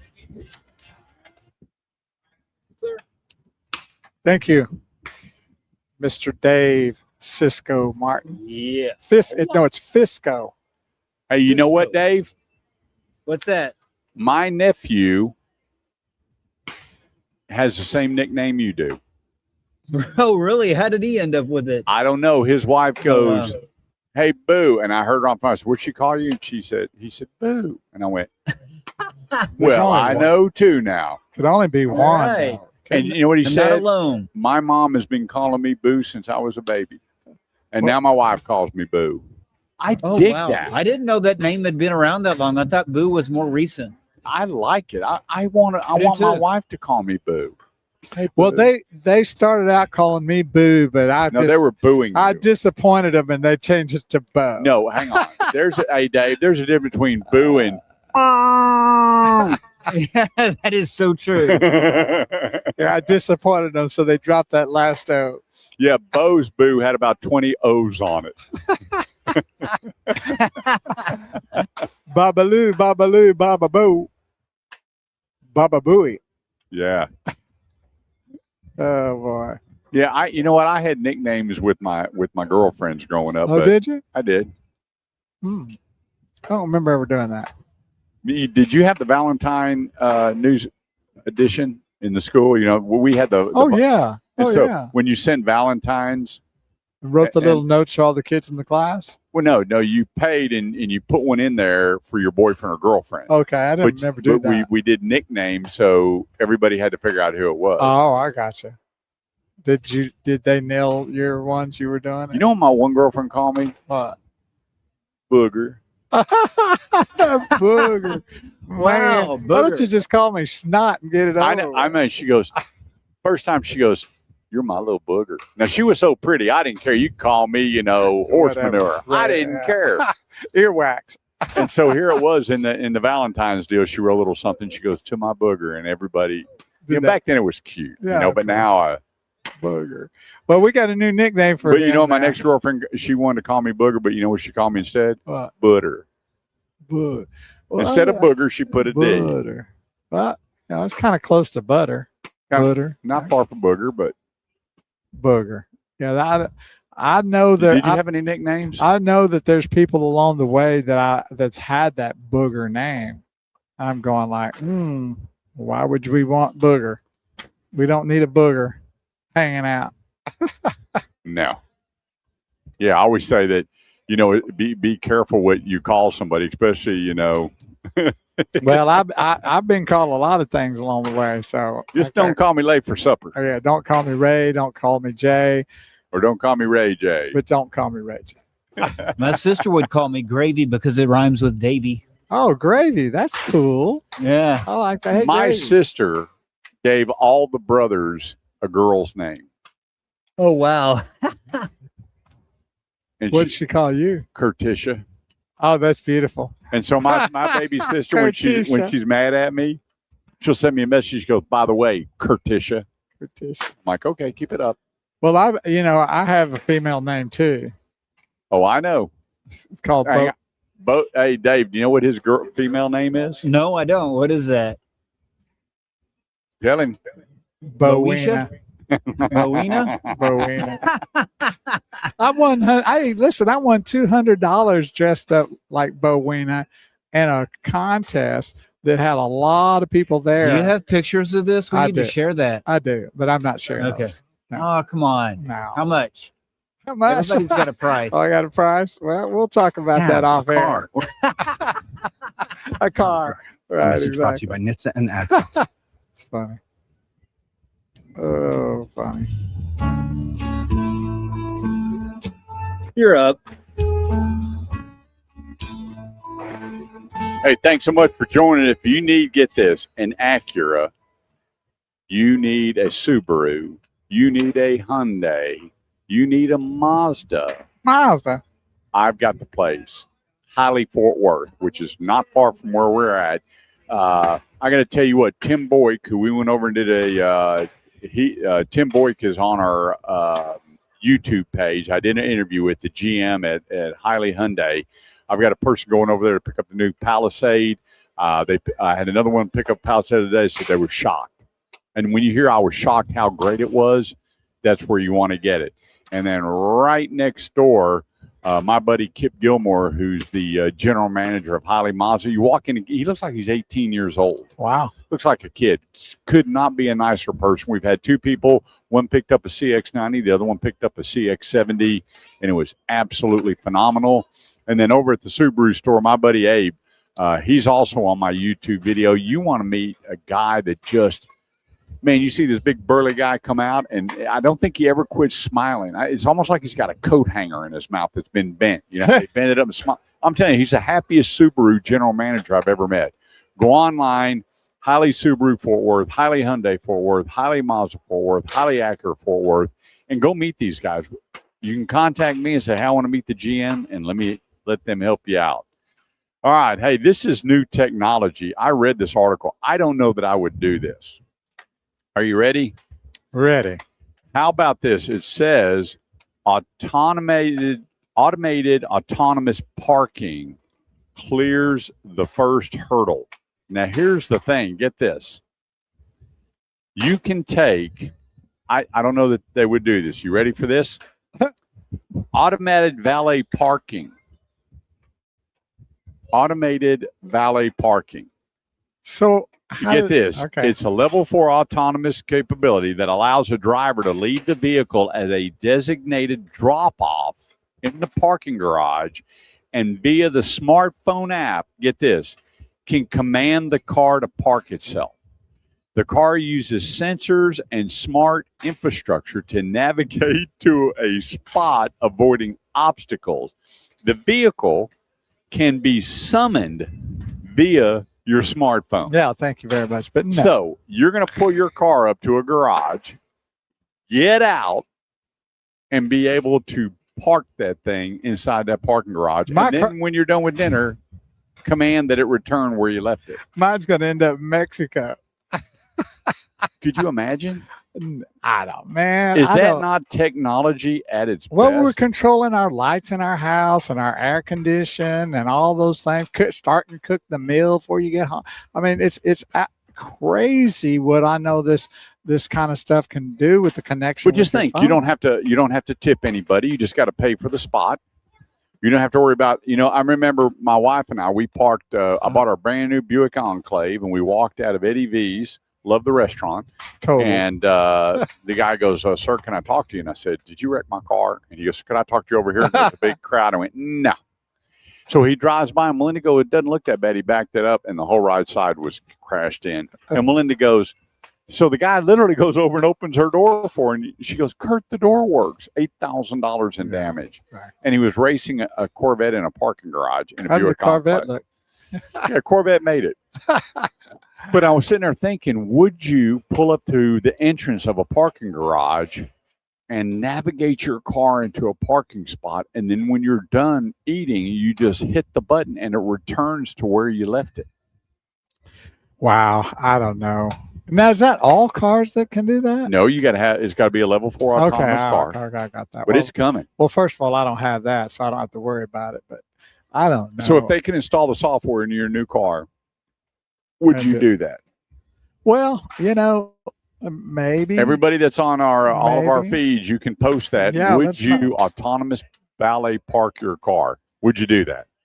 If you had the workings to do that. Yes. Yeah. I don't know. Would you? I do it with your car. I don't know that I do it with mine. My car first.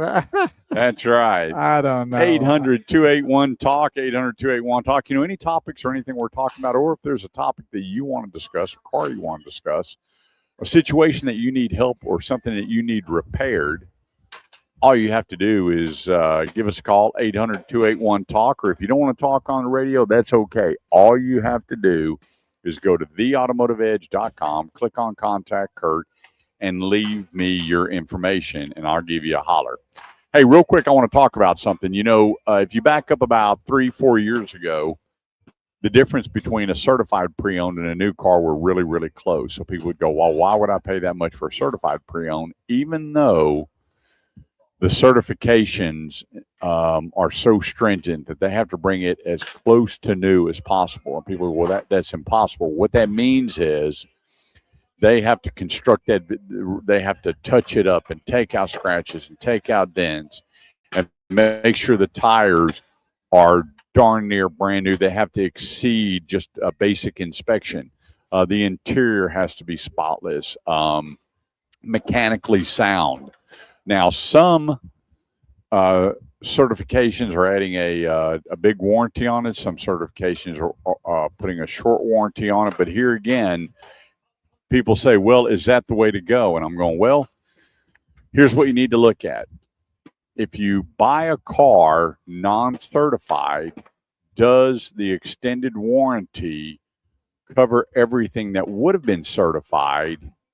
And how much more are you paying for that car that's already certified? Now, on the flip side, do you buy an extended warranty with a certified car? Right now, you have a gap on average of about $5,000 from cost to a retail unit. Remember, that's retail. It's not what you're actually going to pay for. It's the asking price of the car. You do have a lot of websites where they go, you see some of them say final markdowns or whatever. Does that really mean final markdown? Well, there may be a little bit leg in there. Employee pricing means employee pricing, but overall, you have a really good opportunity right now between certified and new to get yourself a really fantastic deal. But check what the certification means. Do you suggest that they look over what they did to the vehicle? Yeah, well, they'll tell you. Sometimes they just say, when you're buying a non-certified car, it says we did 100 million point check. Yeah. Whatever it is. On average, it took us 5 years to get to stay certified. On some of them, it's just a 100 and on average, like 120 point check. Right. And you're not going to find out what the internal costs were. You're not going to find out what the internal repair was. You're not going to find out what the previous owner is. The cost of it, but what they did. Yeah, just what they did. Right. And so there's some things that we can help you with that, for me, I want to know what did it cost for Bo to certify that car over at Joe Bag of Donut Motors, right, wherever it is. Let's just say if I went up to Dan Smith up at Louisville Volkswagen, I said, hey, you have a certified car. What did it cost to certify it? $900. I'm in. Right. That's a good car. Right. Now, if he goes, well, we took it in and we didn't realize this, and this, and the certification cost us $4,000. Well, let me ask you that real quick before you continue.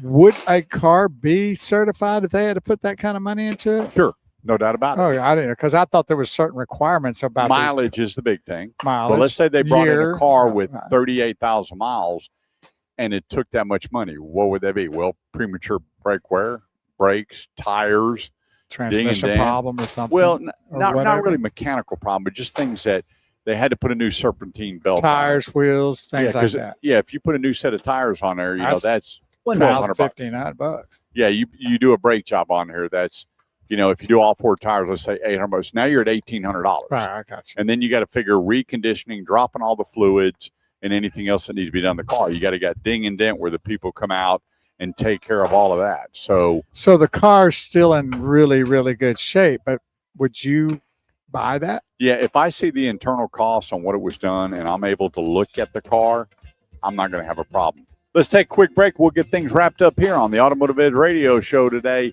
live helping our buddy, the Honorable Judge Christopher Gregory, get reelected. Don't go away. See you soon. Pull this table back a little more. Clear. We're gonna be inside pretty soon. Well, we got one more segment. Yeah, we're getting close, so we're good. Is your side hot? No. Yeah, yours a lot hotter than mine. You want me to put the fan over here then? No, we're just put it on there closer. Yeah. It's not too bad though. Not at all. Don't let them see you sweat. Well, we got a fan on our gear here, the Comrex unit. Boy, any of this stuff, electronically, if it's sitting out in the sun, Yeah, buddy, if it gets hot, it's not going that's to a work very well. kiss of death right there. So we've had to move the table back a couple of times because the sun's kind of coming in. Yeah, last year I bought all the ones he made. But it's all good, Dave. You got big plans for the weekend? I have no plans at this Last point. year I got the Maverick sign. I got the Ranger sign. One of these days you'll have to go down there to Houston. Walked with out me of here if you with get it. a few days off. That'd be awesome right there. I'd love to do that.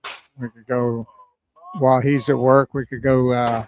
We can go see what we can get into. Yeah, we can get into trouble there. Would Graham have enough room for both of us, or would we have to get a Oh hotel? no, it'd be fine. So Oh, sweet. he has That's a, cool. a separate bedroom that I bought a bed for, and it's but he's got a really nice couch, so you could have the bed and I'll sleep on the couch. I'm all right with the couch. It doesn't matter to me. I'm just we could take turns if we want to, but either way, Heck yeah. there's plenty of room, and we could have a good time down there. I usually stay, go the weekend, and I usually don't come back till maybe Thursday. So, Oh, sweet. We could do that. You'd That'd have be to take fun. a few days off if you can, and I go can do down that. there. We could I got actually all these hours. We could actually go down to Galveston. It's only an hour down there. So one day when he's working, we can take off early and go hang down at Galveston for over half a day and come back. Oh, eat that down would be there. cool. I haven't been to Galveston since I was a kid. I barely remember it. Wow. Well, then that's what we need to do. Heck Nice. yeah. So Would Graham have any time for us? I he know he's a would busy on boy. he would on So are these all auction pieces? Saturday Or and are they auction, or can you just buy them outright? Saturday and Sunday. Oh, okay. Then I got Monday, starting Monday, he's balls to the wall, and he comes home pretty exhausted. That'd be a tough one to put for the out. brain that. power that he has to, use to do his job. But he's doing real well. They really like him there. They're putting him on projects that the guy that he sits next to that's been with the company 2 years, he said, man, they didn't give me this kind of stuff until I was hired for about 6 or 8 months full time. Wow, that's awesome for Graham. Yeah, but Well, I mean, it's awesome in a way that they trust him. It's not awesome from the work perspective. well, he kind of showed his hand too quick. I told him that. Yeah. Because he did such a great job on a couple projects I gave him. Now they're all dumping them on him. D.org. You did a good job. Now here's a couple more. Automatic. It's systematic. You're up. Hydromatic. Why degrees lightning? All right, thanks so much for joining us here on the Automotive Ed Radio Show. It's been a great morning. I want to thank everybody that joined in, and once again, I want to thank everybody for all of the prayers and uplifting comments for my mom, who is now in heaven with my father, and left quite the legacy. 59 grandkids. We got over 80 members in the family here, healthy, alive, and I want to thank you. The prayers are well felt, and it's been heavy on our hearts, and those prayers really do touch and affect us in a very positive way. So thank you for myself and my family. But anyway, if you have an automotive need, and go to theautomotiveedge.com. I just looked. I have 27 emails already. I will get to every one of you because I handle them myself. I don't have a staff. I don't say, hey, everybody call. I don't. I call you personally. I will email you if there's not a phone number on there, and let's start dialoguing. The one thing that I asked, and that was at the beginning of the show, was that if you have already done something, because I have 3 files. I have a file that's active. I have a file of they've already done something, and then I have another file of people that are waiting. They say, well, I'm going to be buying in August back to school, or I'm going to be buying, or I'm looking to order when that vehicle comes out. Like there's so many new products that are going to be launched in September. And so they've already told me what they're looking for. And then a lot of that stuff has already been released. And so I take that information and I put it in a file. But if you've already done something, please email me and let me know. There's after they've asked you for help. Yeah. If you've already got in touch with him and seeking help with that, but you decided different, please just let him know. Yeah, because what I do is I send out a couple of emails, and then I've been checking my spam every day, and I did have 4 that went to spam. And one lady goes, "I haven't heard from you at this point."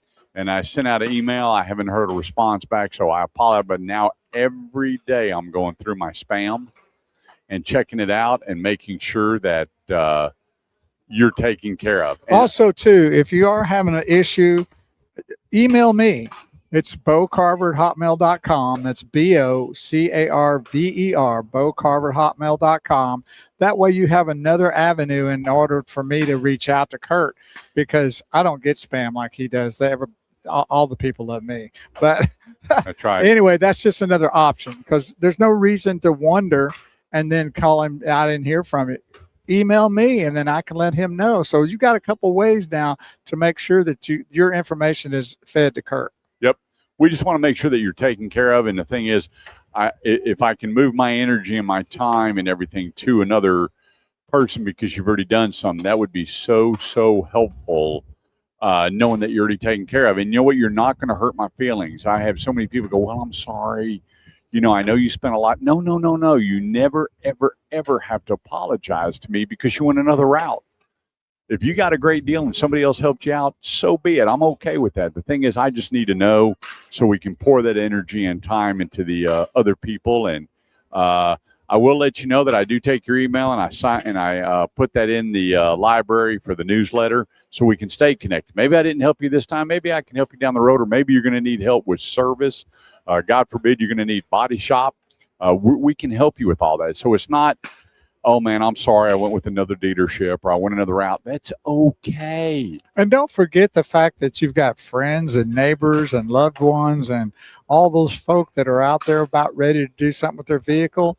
Instead of just letting them go willy-nilly out there on their own, hey, look, I have a person that you can get in touch with that can give you a lot of great information before you make this decision that could save you a lot of time and money and headache. And so share that with folk. Let them know. Yeah, and the thing is that it's okay that you went with another dealership. I'm not going to help 100%. And maybe you have a friend in another dealership and you just want me to check the car deal. And I had a guy go, "Well, I know you're going to say it's not a good deal. That's just not true." Okay. I had a buddy that he worked the Lexus deal with the guy for 2 weeks, and he went somewhere else, and he goes, "Hey, is this a good deal?" And I went, "Wow." And the deal was about $1,800 better. And I called my guy. He goes, "I'm not doing that deal." And I told him, I said, "Buy the deal." He goes, "I want to give your guy a final shot." I'm like, "No doubt about it." So with that being said, we can just oversee your transaction. I'm not going to go, "Oh, no, that's horrible. Go back to." If it's the best deal and my guys don't want to match the deal or do that, whatever the case may be, we're going to make sure you're taken care of regardless where it is. We're going to start with my sponsors, and if we have to move on, we move on. It's okay. So go to theautomotiveedge.com, leave me your information, let us step in and help, and we'll make sure that your automotive needs are taken care of and that you're just not stuck out there trying to figure it out and wing it on your own. Because, buying cars, that can be a very, very stressful situation, and we just want to make sure that it's not as much as we can possibly help. And we don't want you to be in a position to where you got to deal with it for years. That's right. That's the problem. I mean, if you could overturn it in a week or two after you've made a big mistake, but once you drive off and go, you're going to be involved with that vehicle for the term that you have it for. Yeah, and here's the thing. If there's a make or model that you want to see, we're going to be adding a television, a TV prompter to the studio. And so if there's something coming out that you want to see and we can get the information from the manufacturer, we'll pull it up while we're live. We are going to put up some stuff this coming week that are not real cars that people are posting. And all you have to do is go to the bottom. There's one site that's called Getty's, and this guy does the most beautiful renderings I've ever seen. Which some of these manufacturers should take hold of. Yeah, I'm going, wow. If in fact that were true, I'd buy it. Yeah.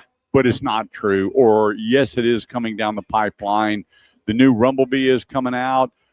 This one guy did a rendering of the new Corvette. It's not. I've already seen the 2007, and the only big change for 27. from the 26 to the 27 is they're going from 495 horsepower to 535 standard out of factory in an LT1. That's still not enough. Yeah, you don't have to go LT2 or 3. Well, you got the 1250 horsepower one coming out. Wow. But when you look at the size and the weight, buddy, that's plenty to the rear wheel. No doubt. So we can dispel the myths. I talked to Jason the other day about the vets. I talked to my buddy about the Ford trucks.